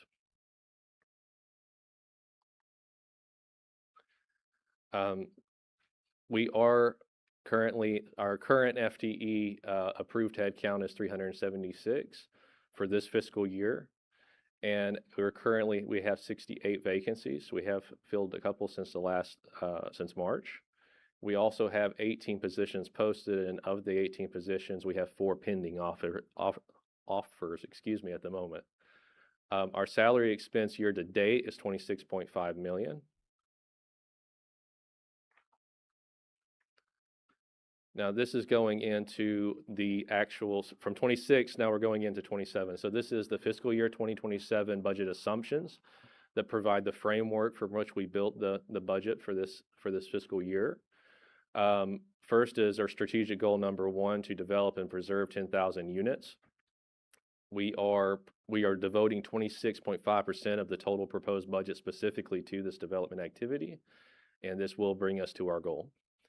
The voucher utilization, we are proposing that we will increase voucher utilization of the quantity of vouchers being used up to 90%, and that of our budgeted authority, and that leaves a remaining 10% that we will be using because we're an MTW association or a firm. We are using the remaining 10% to supplement development activities, resident services, and operational activities. Thus, the reason for shooting for 90 instead of 100. A major driver in this budget, a major component of this budget, is the RAD conversion of 5 AH-owned public housing properties from public housing section 9 to the RAD program. That is $50.6 million of this budget. And resident services has been increased 84% from 1.9 million to 3.4 million in this budget as we attempt to do more with our residents, more wraparound services to try to help people move up and graduate from housing so that we can have more move-in behind them. Additionally, we are planning to draw down our available funding at 99.6%. It's gone down from 100% now that we've gotten a notice from HUD since the briefings. So this is the more realistic number now. Now that we have that notice, we are basing all of our funding timing on the actual time of expected draws for development, not necessarily the close date, so that we can be as accurate as possible. And we are attempting to draw down our HUD-held reserves to a minimum balance, not to zero, just leaving a nice buffer in there that is below the offset amount that HUD is looking at. Staffing considerations, we're going to maintain the same 376 FTE number that we've had for the last 2 years. There will be increases to our projected salaries of a total of 5%, but 3% average increase and then a 2% specific cost of living increase. Hey, yes. Can I ask a quick question about the staffing? Mm-hmm. So I know we budget for the 376, but we're rarely at full Mhm. staffing. So do we just budget at 376 and use the other for times where we might need a little more room in the budget, or do we budget at a head count less than that, knowing that we might not be full? Does that make sense? It does make sense, and it's a great question, Chairwoman Terry. The goal is actually to fill the full 376 in this fiscal year. We intentionally throttled that back in fiscal year 26 because of what was going on in the first half of the year with the government shutdown and then another looming government shutdown right behind that. So because of that, we weren't really sure what our funding was going to look like from that standpoint. So we intentionally started doing essential hiring only. We are still coming out of that, but we're trying to staff back up because we actually do need this head count or close to it to really have the impact that we'd like to have and to make sure that our staff is taken care of properly. Does that answer your question? Okay. We did do an analysis on our payroll, and we are covering our staff at a livable wage or better. And we do expect benefits to increase this year, so that's why we did 30% of base salary for benefits. We won't know the true full cost of the increase until later in the summer. This budget period is July 1st through June 30th. So July 1st of 26 will start the fiscal year 27. The key inputs, the key drivers behind all of the plans that go into this budget are our strategic plan, which this will be the last year of this particular strategic plan, as well as our annual MTW plan. The total budget presented is $544.6 million. It is a balanced budget, so that is the full in and out. And 84.4% of that, or $460 million, is going directly to our mission. That's housing assistance, that's development activities, that's resident services. And then the resident services piece by itself being called out is $3.4 million. Now, the true cost of the programs that we're going to contribute to the residents will actually more than likely be higher than 3.4 million because we're engaging our employees to all contribute in some fashion to the Resident Renaissance campaign that we're pushing. We are also this does represent a 20% increase over fiscal year 26. But the primary driver, the majority of that 20%, is the $50.6 million for the 5 rad conversions. This chart shows you the last 5 years' budgets. The $544.6 million that you see in the blue is what is being represented or being proposed for 27.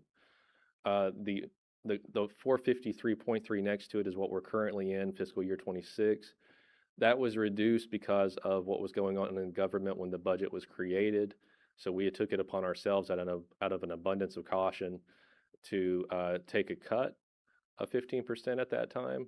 But as we go into this final year of the strategic plan, our goal is to actually do more for our residents and hit the marks that we have set out to hit.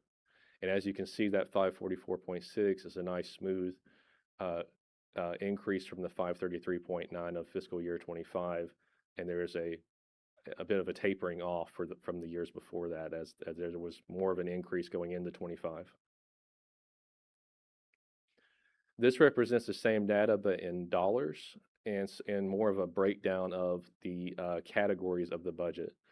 So as you can see, the housing assistance, which is the first row, has been increasing every single year. This is partially due to increases in costs, but we are also trying to make sure that we maintain a very solid number of residents, and we're actually adding units as we complete development to increase voucher utilization there as well.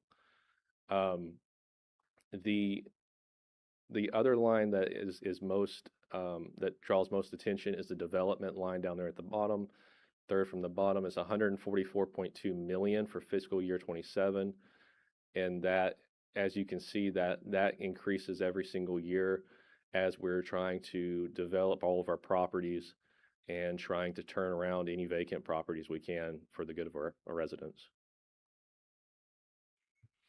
Sources of funds are primarily from Housing Choice Voucher funding from HUD from our MTW plan.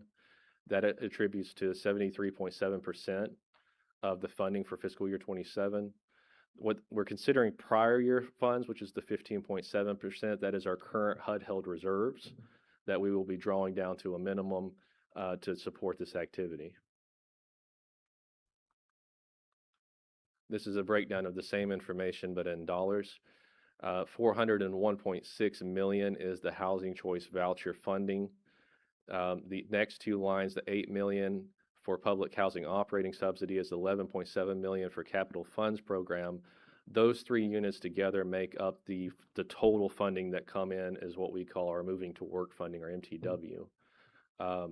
We also have tenant dwelling revenue for rents, 10.6 million for choice neighborhood grants, primarily for Bowen, and then 1.5 million that we receive from National Housing Compliance, NHC. Those are the accumulation of monthly contributions as we've invested in them many, many years ago. We also received 3.2 million from development related income, 1.7 million from loan repayments on development activity, as well as 20 million from other funds. And the 20 million includes leased land where we have cell phone towers, leases that we do for the film industry, some grant revenues, and some congressional funding. The 83.8 million is the HUD held reserves that we're intending to draw down. That was the prior year's reserves. That was the sources. This is the uses. The uses of funds are primarily going to housing assistance. That's the 56.1%, which is our housing assistance and operating subsidy. And then right after that is development and revitalization of the 20.7%, as well as choice neighborhoods. That's also development, but it has different funding. So we separate it out for this purpose on this slide.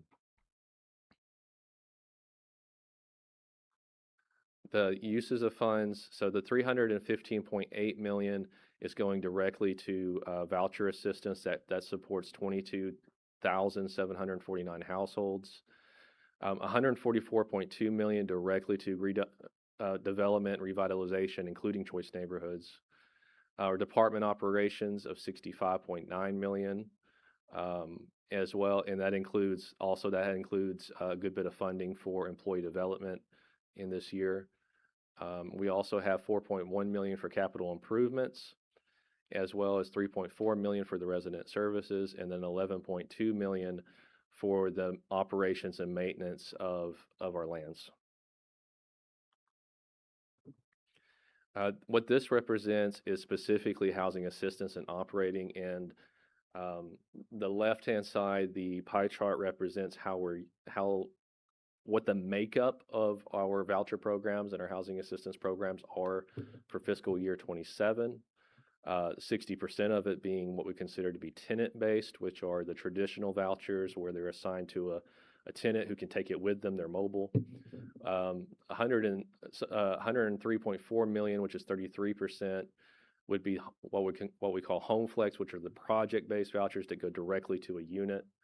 And then the chart to the right, the green section at the top represents the total increase over this fiscal year to these categories, with the largest increase being in home flex, because it is at the moment, these are average costs, but it's more favorable to us, and it also creates opportunities for more partnerships.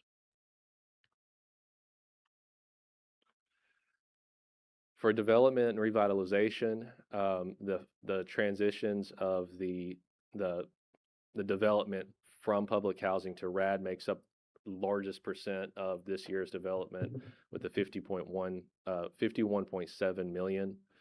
But we also have revitalization of communities making up 26%, co-investment 22%, as well as home ownership DPA, which has been increased also this year.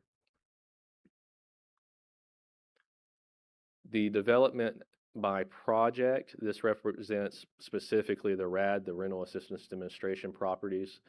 The ones that you see with the asterisks next to them, Cheshire Bridge, Georgia Avenue, Marion Road, Martin Street, Westminster. Those are the properties that make up the 50 million that are the conversions for this year. And we're doing that because that puts us on a much more stable funding platform for these projects. And then for choice neighborhoods, it's primarily Bowen Homes now. Ashley at Scholars Landing homeownership will also receive $3 million. And then we have former public housing that is being redeveloped as well. That makes up the rest of that 37.5 million. These are our co-investment opportunities that we're working on at the top, as well as vacant land and acquisitions at the bottom. That altogether make up the 55 million of this portion of our development budget. Now going into our department spend and our head count. So Housing Choice Voucher Program receives the largest piece of the budget for this year, which is appropriate. They have the most FTEs and they are our front line. We also have IT directly behind them, followed by real estate, general counsel, and so on. But as you can see, we're staying at the max of the 376, but as you said, Madam Chair, we have been below that for quite some time, but we are trying to close that gap right now. How does this budget connect with our strategic plan? So goal number 1 of the strategic plan is to create and preserve units. That is 139.2 million in total from this budget. The enhanced housing assistance of 323.4 million is receiving a major piece of our budget this year, and that includes the housing assistance, the operating subsidies, as well as the increased down payment assistance. Opportunities to Thrive of 3.4 million, as well as goal 4 to extend partnerships receiving 3.5 million, and the communication of our impact. We're putting 2.8 million directly into that, as well as strengthening our overall operation, 72.3 million, with the majority of that going into increasing our corporate supporting departments. You will be receiving a budget book by the next board meeting. It will be made up of these sections, which many of you have seen in the past. And we will be presenting that to you for your approval next week. So it is our recommendation that the Atlanta Housing Board of Commissioners approve this budget for fiscal year 27. This concludes my presentation. Thank you, Abdel. Thank Is you. there any discussion or any questions from the commissioners? Do we benchmark against other housing agencies around the country? Like, is there a point of comparison? Are people you talk to about this? So we that is a great question, and so we looked into that benchmark. We didn't find a true benchmark against other housing authorities that we could use, but what we did find that was very, very interesting was we found an accepted benchmark amongst nonprofits for how much of their budget goes directly to mission. And what we found was that it is considered to be acceptable to be at 65% of budget, 65%, and then 75% is considered to be a strong use of funds to mission, and 85% is considered to be exceptional. We're right there towing the line at 85%. We're at 84.4%. So while it's not exactly a benchmark of our particular industry, we did find it very insightful. So thank you for that. Welcome. So first, this is a great job. Appreciate the presentation. The fact that it's, once you've seen these, we're going on year 4, it gives you an opportunity to kind of see the growth in how the information is presented. I think the 2 things that I would just, offer as comments when we provide a budget like this, there's going to be some, a PR, a press release that will go out regarding it. this is, our largest budget ever. I think explaining why it's our largest budget, particularly in this time frame, would be something that I would make sure we're thoughtful about, especially as it relates to, completing our strategic planning goals. Right, we're coming on the last year of that 5-year strategic plan, and that it will enable us to be able to fulfill what we've promised in that regard. Also, I think there's a strengthening of the foundation for what the sources of funds that we are seeking in this environment. And I think having something that allows us to communicate that that's what the work that we're putting the money that we're using is going to be towards that end. And so I think couching that, I think lastly, just it being shrouded in what we've talked about for resident renaissance, and that not being just a slice of the pie, but really kind of the foundational vision for why we do what we do across each of our departments would, I think, be a way to really kind of crystallize why are you guys spending the most money you've ever spent before, would probably be a good idea. So just thoughts. No, that's excellent. Thank you for that. Okay. Any other questions or comments? Really good work, very understandable and easy to kind of sink our teeth into.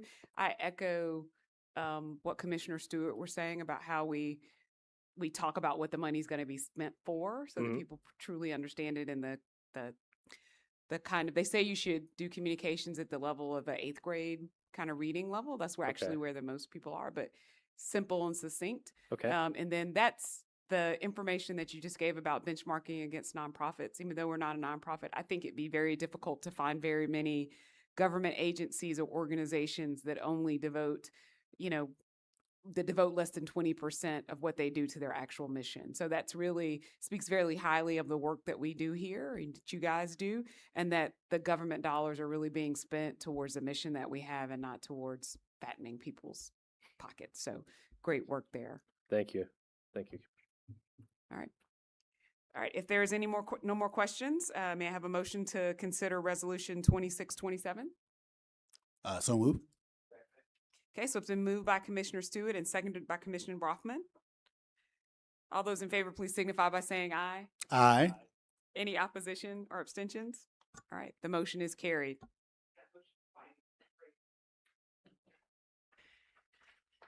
Commissioner, there are no further reports for this committee. Are there any comments by any commissioners? Is there any further business of this committee? Hearing none, this Audit and Finance Committee meeting is adjourned. Time adjourned is 3:06. All right.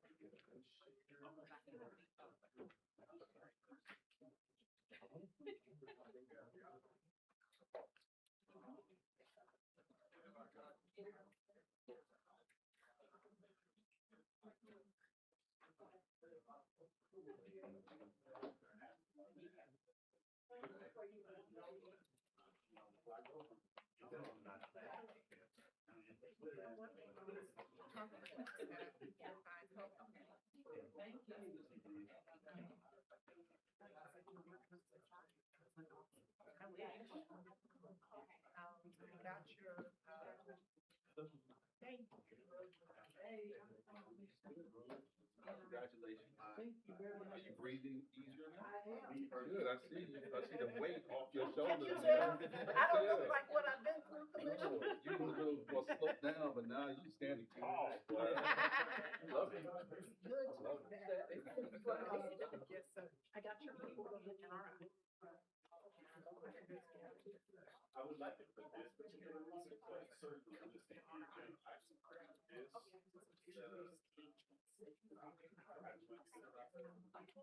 more thing.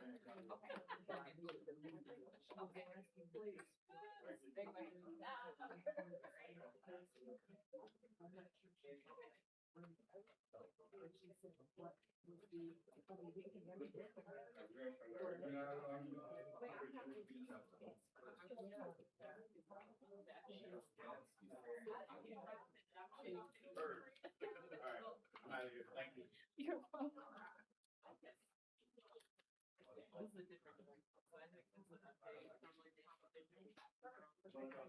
I got this. So I spent the past 2 hours.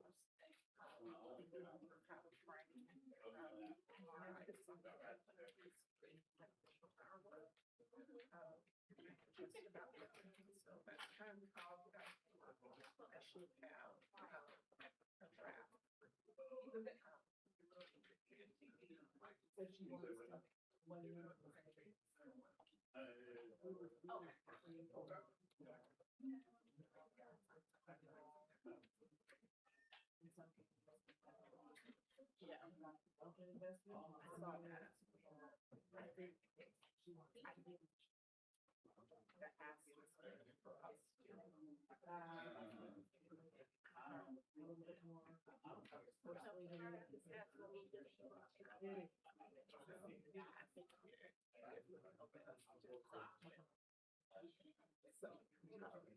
I'll have it to you by the time we have it. I just want you to know I'm working on it. Long time engaged. I'm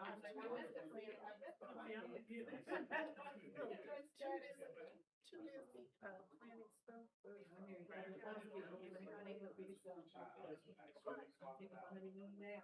It's been a year.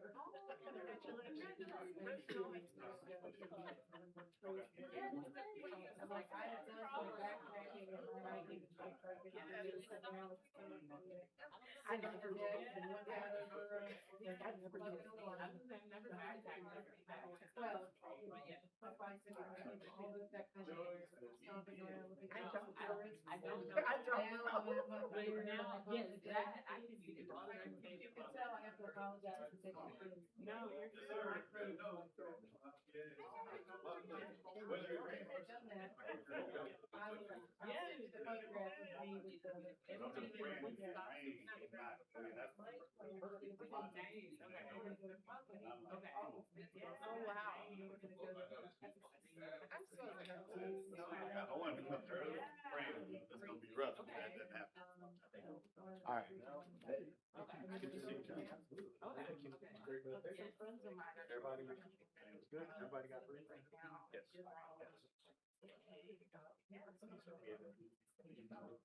It makes it a lot easier, handling questions up front, and just make sure we're on the same page. And also to get you all advice, I mean, let's face it, with all the experience that the board has, you guys bring some valuable information to the table. And then it's me. Put it out. And then it's you. I think you got this. I'm on it.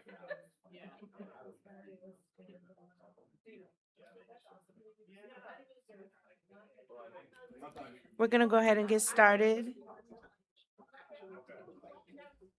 Good afternoon. At this time, I would like to ask our IT professionals to start the audio tape recordings of the Resident Engagement Relations Committee meeting of the Board of Commissioners of the Housing Authority of the City of Atlanta, Georgia, also known as Atlanta Housing, and to admit any members of the public who've chosen to listen to the meeting online.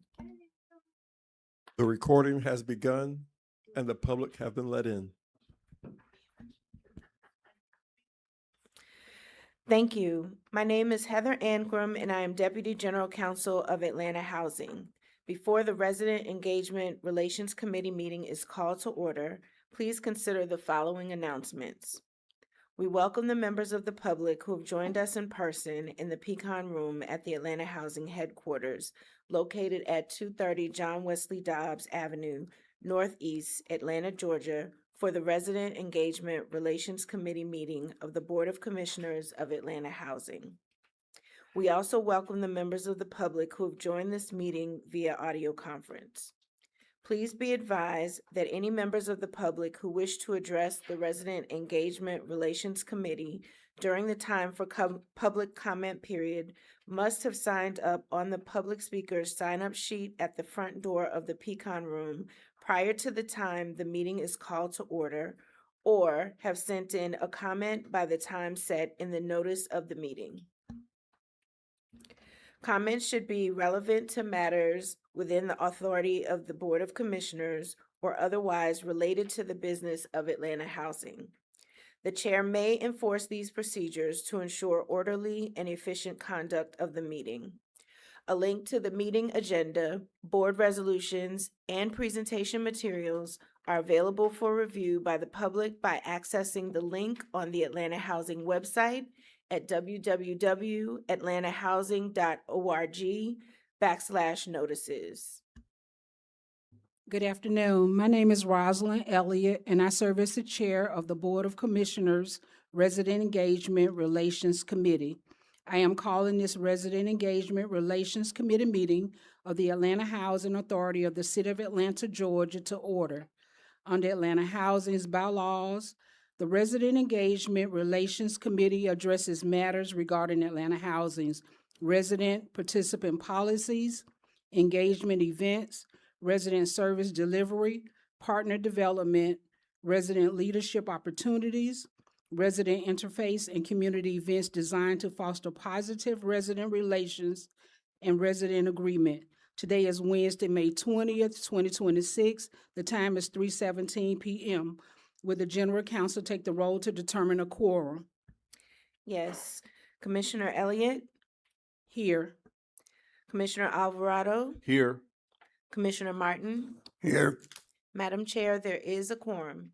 Thank you. The agenda has been presented to the committee for review and comment. Are there any proposed changes?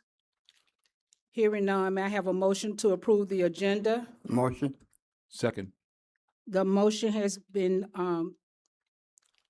so moved by Commissioner, sorry about that. So moved by Commissioner Martin and seconded by Commissioner Alvarado.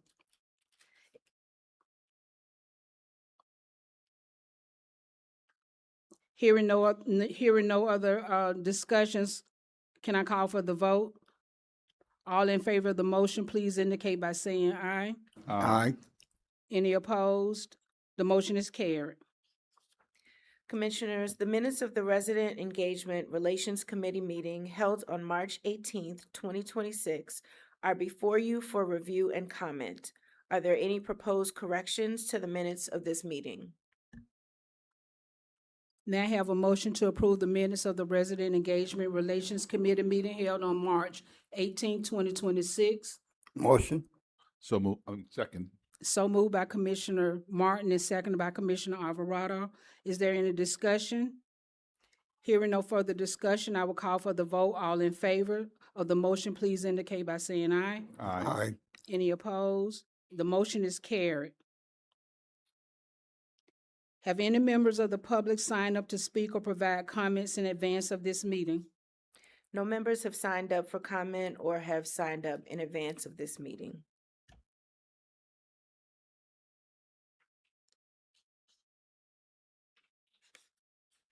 There are no resolutions or schedule for consideration.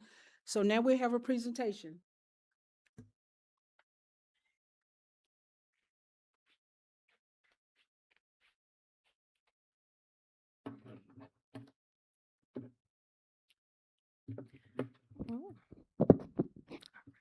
Well, good afternoon, Commissioners, Madam Chair. So I am Pamela Owinsa, Senior Vice President for Choice Neighborhoods and Resident Empowerment.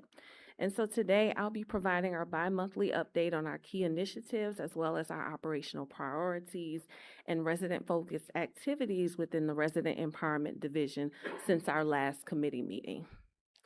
And so today I will be providing the team update as well as a reoccupancy update, our community collaboration meeting updates, and discussing our proposed resident engagement and accountability working group, as well as providing a scholarship program update and highlighting some of our upcoming events.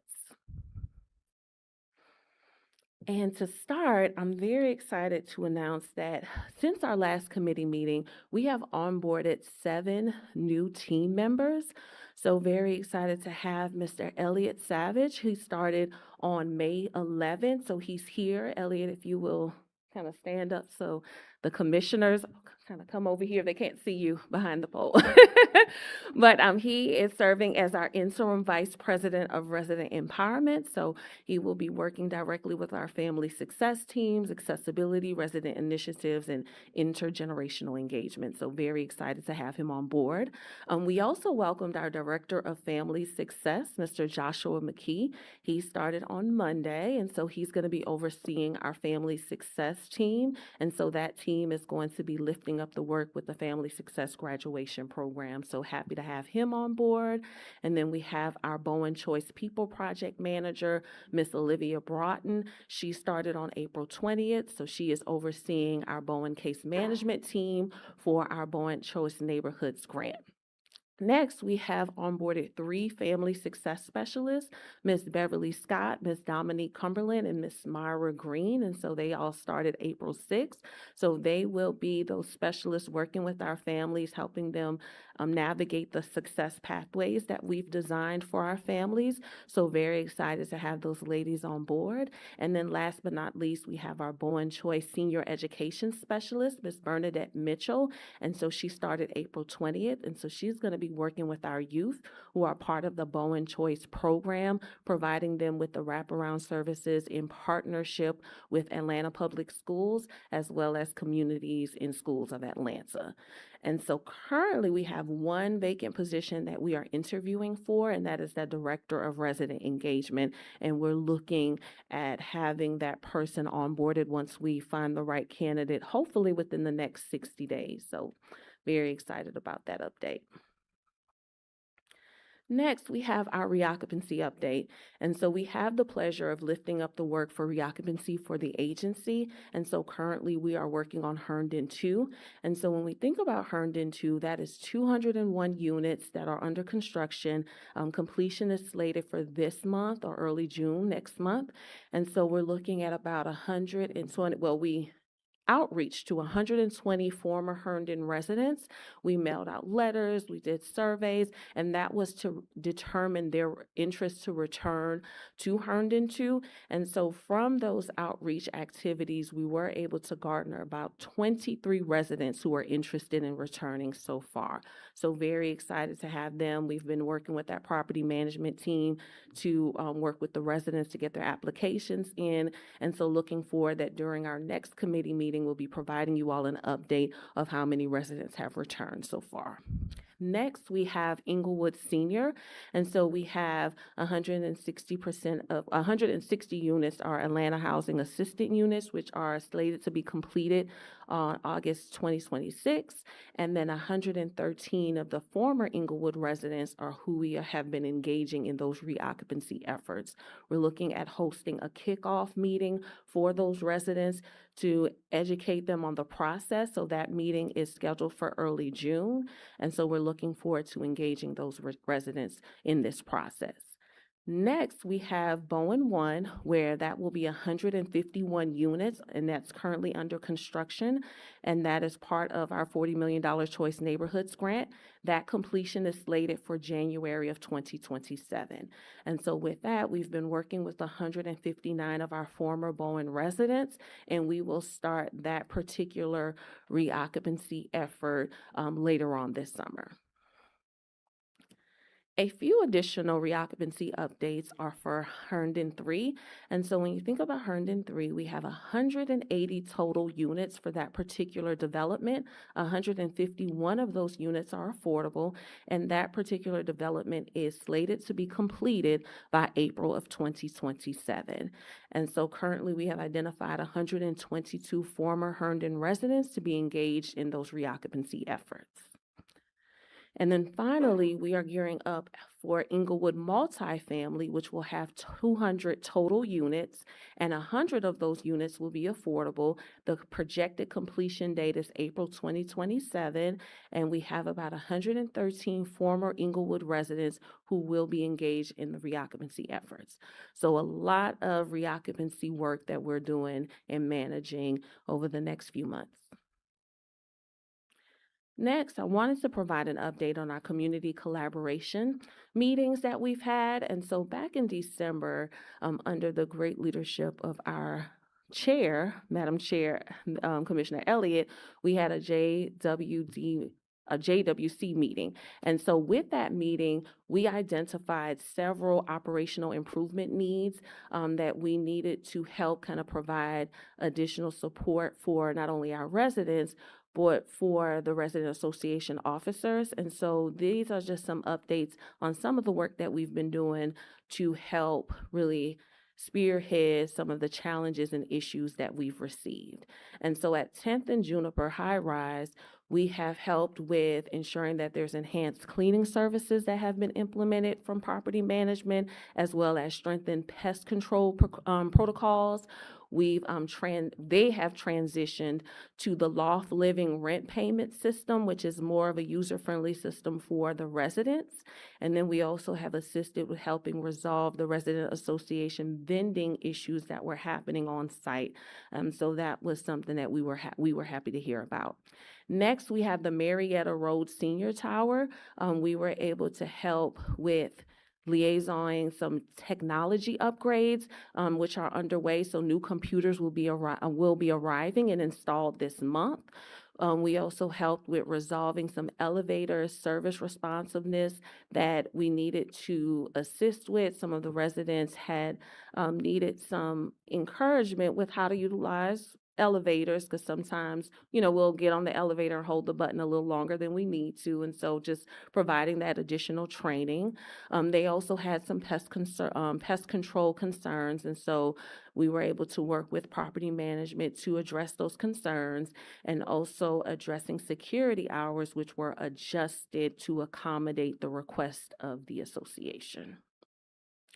Next up, at James Allen Jr. Place, there was a bench installed at the bottom of the hill, and this was very important for the residents to just kind of enjoy the exterior of that particular development. And so that was one of the things that we've helped with, and then also resolving the vending concerns that they had at that site. Next, we have Legacy of Eastlake.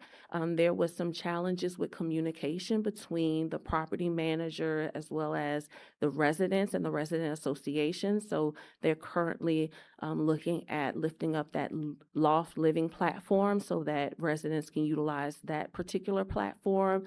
But we also helped with the resident association receiving additional space as requested and implemented support and additional storage needs. And then we assisted with the ordering of additional seating for the resident common areas. That was one of the concerns that were brought to our attention.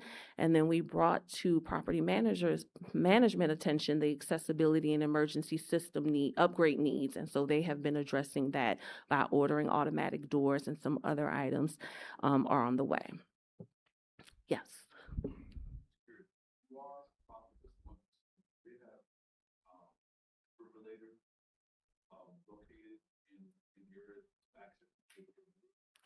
Let me refer to, they should, but I want to, let me confirm. Yeah, let me confirm. They should, but I'll confirm with. Mhm. Mhm. Okay, I'm taking a note of that. All right, great question. Okay, so at Cheshire Bridge Road High Rise, again, with elevator monitoring, so assisting with that training and then talking to property management in regards to those particular challenges. So we've seen that issue be mitigated. We also have seen just increased discussions on resident safety. And so in partnership with Atlanta Police Department, and last but not least, traffic safety discussions are in progress with the MPU as well as City Council and APD at Cheshire Bridge, because that was one of the main concerns that they brought up. And so in April of this year, you all presented recommendations to our president and CEO, Terry M. Lee, and that was in regards to how do we strengthen our resident engagement, our accountability as an agency, our communication, property management responsiveness, and just our service consistency across all Atlanta housing communities. And so in response to that, Terry was able to propose the establishment of a collaborative working group to support the implementation planning and the next steps. And so the key themes of this working group will be to address the property management responsiveness and communication, as well as resident engagement and accountability measures, and looking at how our consistency is across properties and quality of life outcomes. So that will be our key thing.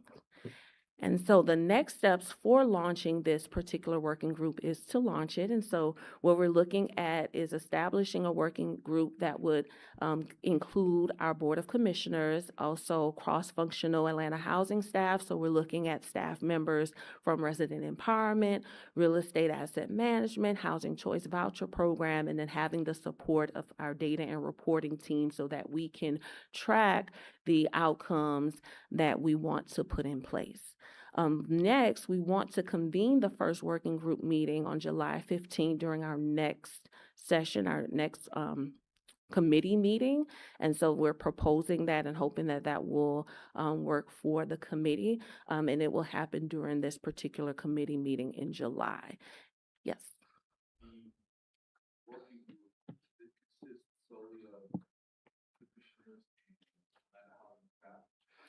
As proposed currently, yes. Mhm. Mhm. Mm. Okay. All right, I'm jotting that down. Thank you for And that. Pam, July Mhm. 15th is the last day of FIFA. So are you saying that we'll be at the soccer game versus the working That's the group? last, Okay. that's the last soccer game in Atlanta Okay, okay. So we on will look July at a 15th. date. We'll look at a alternative date to that, but thank you for bringing that up. Do you plan to be at the game? Okay, all right, well, noted. So we'll we'll pivot from that date. Thank you for that. And so the goals of our working group is again to review our current resident engagement and accountability practices, but also to develop implementation recommendations and resident-facing reporting strategies. And our overall goal is to support the improved coordination, communication, transparency, and responsiveness across communities amongst our portfolio. And so transitioning to our scholarships. So this year we were very excited to announce the launch of 2 of our scholarship programs. So our James Allen Community Scholars Award, as well as our Bowen Choice Neighborhood Scholarship Program. And so what makes these particular scholarships unique is that for our James Allen Community Scholars Award, we target our residents between the ages of 16 and 30. And that is to help them pursue higher education at colleges, universities, and technical colleges.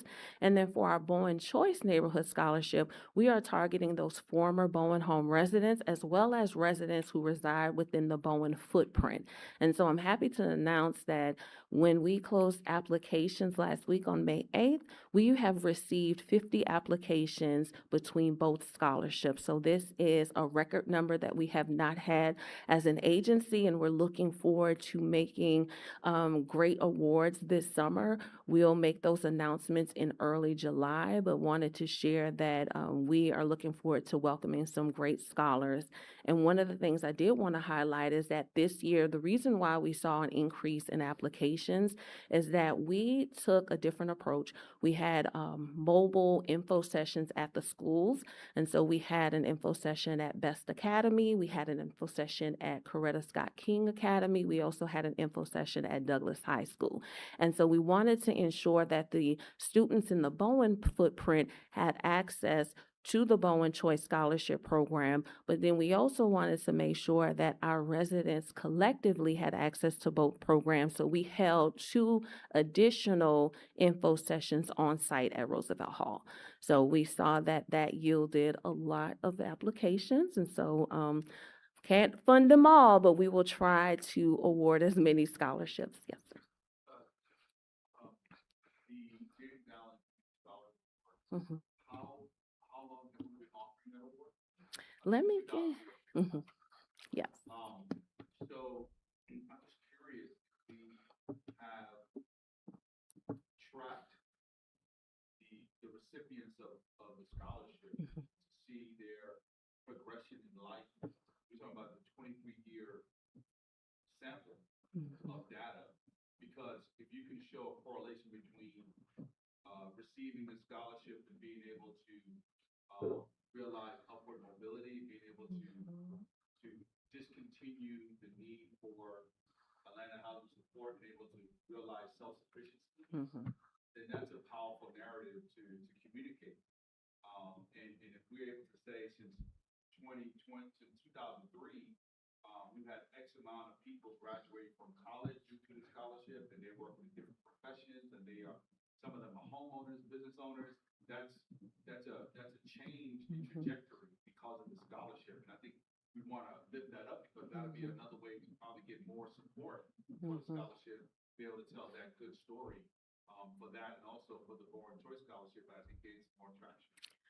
Definitely, and I love that. I know that was something we started doing a few years ago, but to your point, to be able to go since the inception of the particular scholarship program and show those outcomes, I think that's a great idea. So I'll work with the team to capture that information, and we'll have an update during the next committee meeting for you. No problem. All right, so upcoming resident empowerment activities. And so, of course, we are always excited to showcase our Roosevelt Hall calendar, where we are uplifting different programs for our residents. And so all of these programs and events are free for our residents as well as community members. And so just wanted to highlight that this month we hosted our Kids Summer Camp and Teen Summer Employment Expo, and that was hosted on Saturday, May 9th. And so we had over 60 youth and teens present, where we hosted about 7 employers, and we were able to connect those students to not only employment opportunities, but summer camp slots and different activities to get them engaged for the summer. So we were very excited about that event. And then this past Thursday, we hosted our 19th annual Senior Farmers Market at the Civic Center. We hosted over 350 seniors. And so we were excited to have 22 vendors present.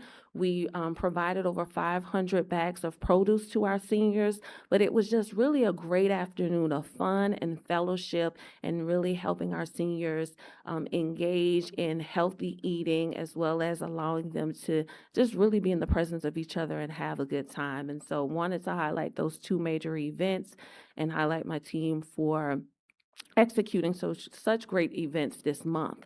And so today we had our Wellness Wednesday, and I actually had the opportunity to hear all about it on my way here, and so was very excited from the residents' perspective that they want more mental health type programming. So we'll be partnering up with some of our mental health partners to provide that, especially when we're in the month of May, which is National Mental Health Month, so Awareness Month. So very excited about that. And then we have our Bowen Resident RAC meeting that is coming up on the 28th at Roosevelt Hall. And so that happens every 4th Thursday from 5 p.m. to 6:30. And so we've been seeing a large amount of residents attending these RAC meetings just so that they can stay informed on what's happening with Bowen. And so very excited about this calendar, and then looking forward to sharing what's to come in June and July as we navigate around FIFA. And so, Madam Chair, that concludes my presentation. Thank you very much. And I want to thank you all for the hard work that you all do for all of us, especially the seniors. The seniors farmers market was excellent. And I appreciate all the hard work. I know y'all worked hard on that.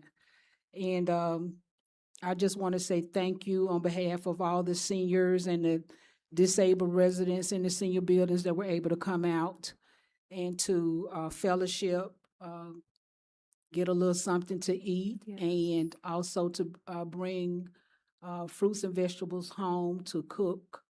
And thanks again for all the hard work. I really appreciate you and your staff. Thank you. I just wanted to say, again, thank you as well. I appreciate the adding those to your presentation, those items that we had discussed, Mhm. and providing a tracking mechanism, so that way we can collectively be held accountable to the people we serve. They can see that they're being heard and that their actions are being taken seriously. Their requests are being taken seriously, and then our actions we're moving swiftly in order to try to remedy it. And I love to be able to say things like that, as I know you do as well. So I'm glad that you're sharing that with us. I'm glad that that we are continuing to develop the relationships with communities so that we can be attentive to their needs. And that last slide was very spring. It's very spring. Mhm. Is that a good thing? Okay. Okay. I know. Okay, good. Awesome. Thank you all. Are there any comments by? We good? If there are no further business of this committee, hearing none, this Resident Engagement Relations Committee is adjourned. Thank you all.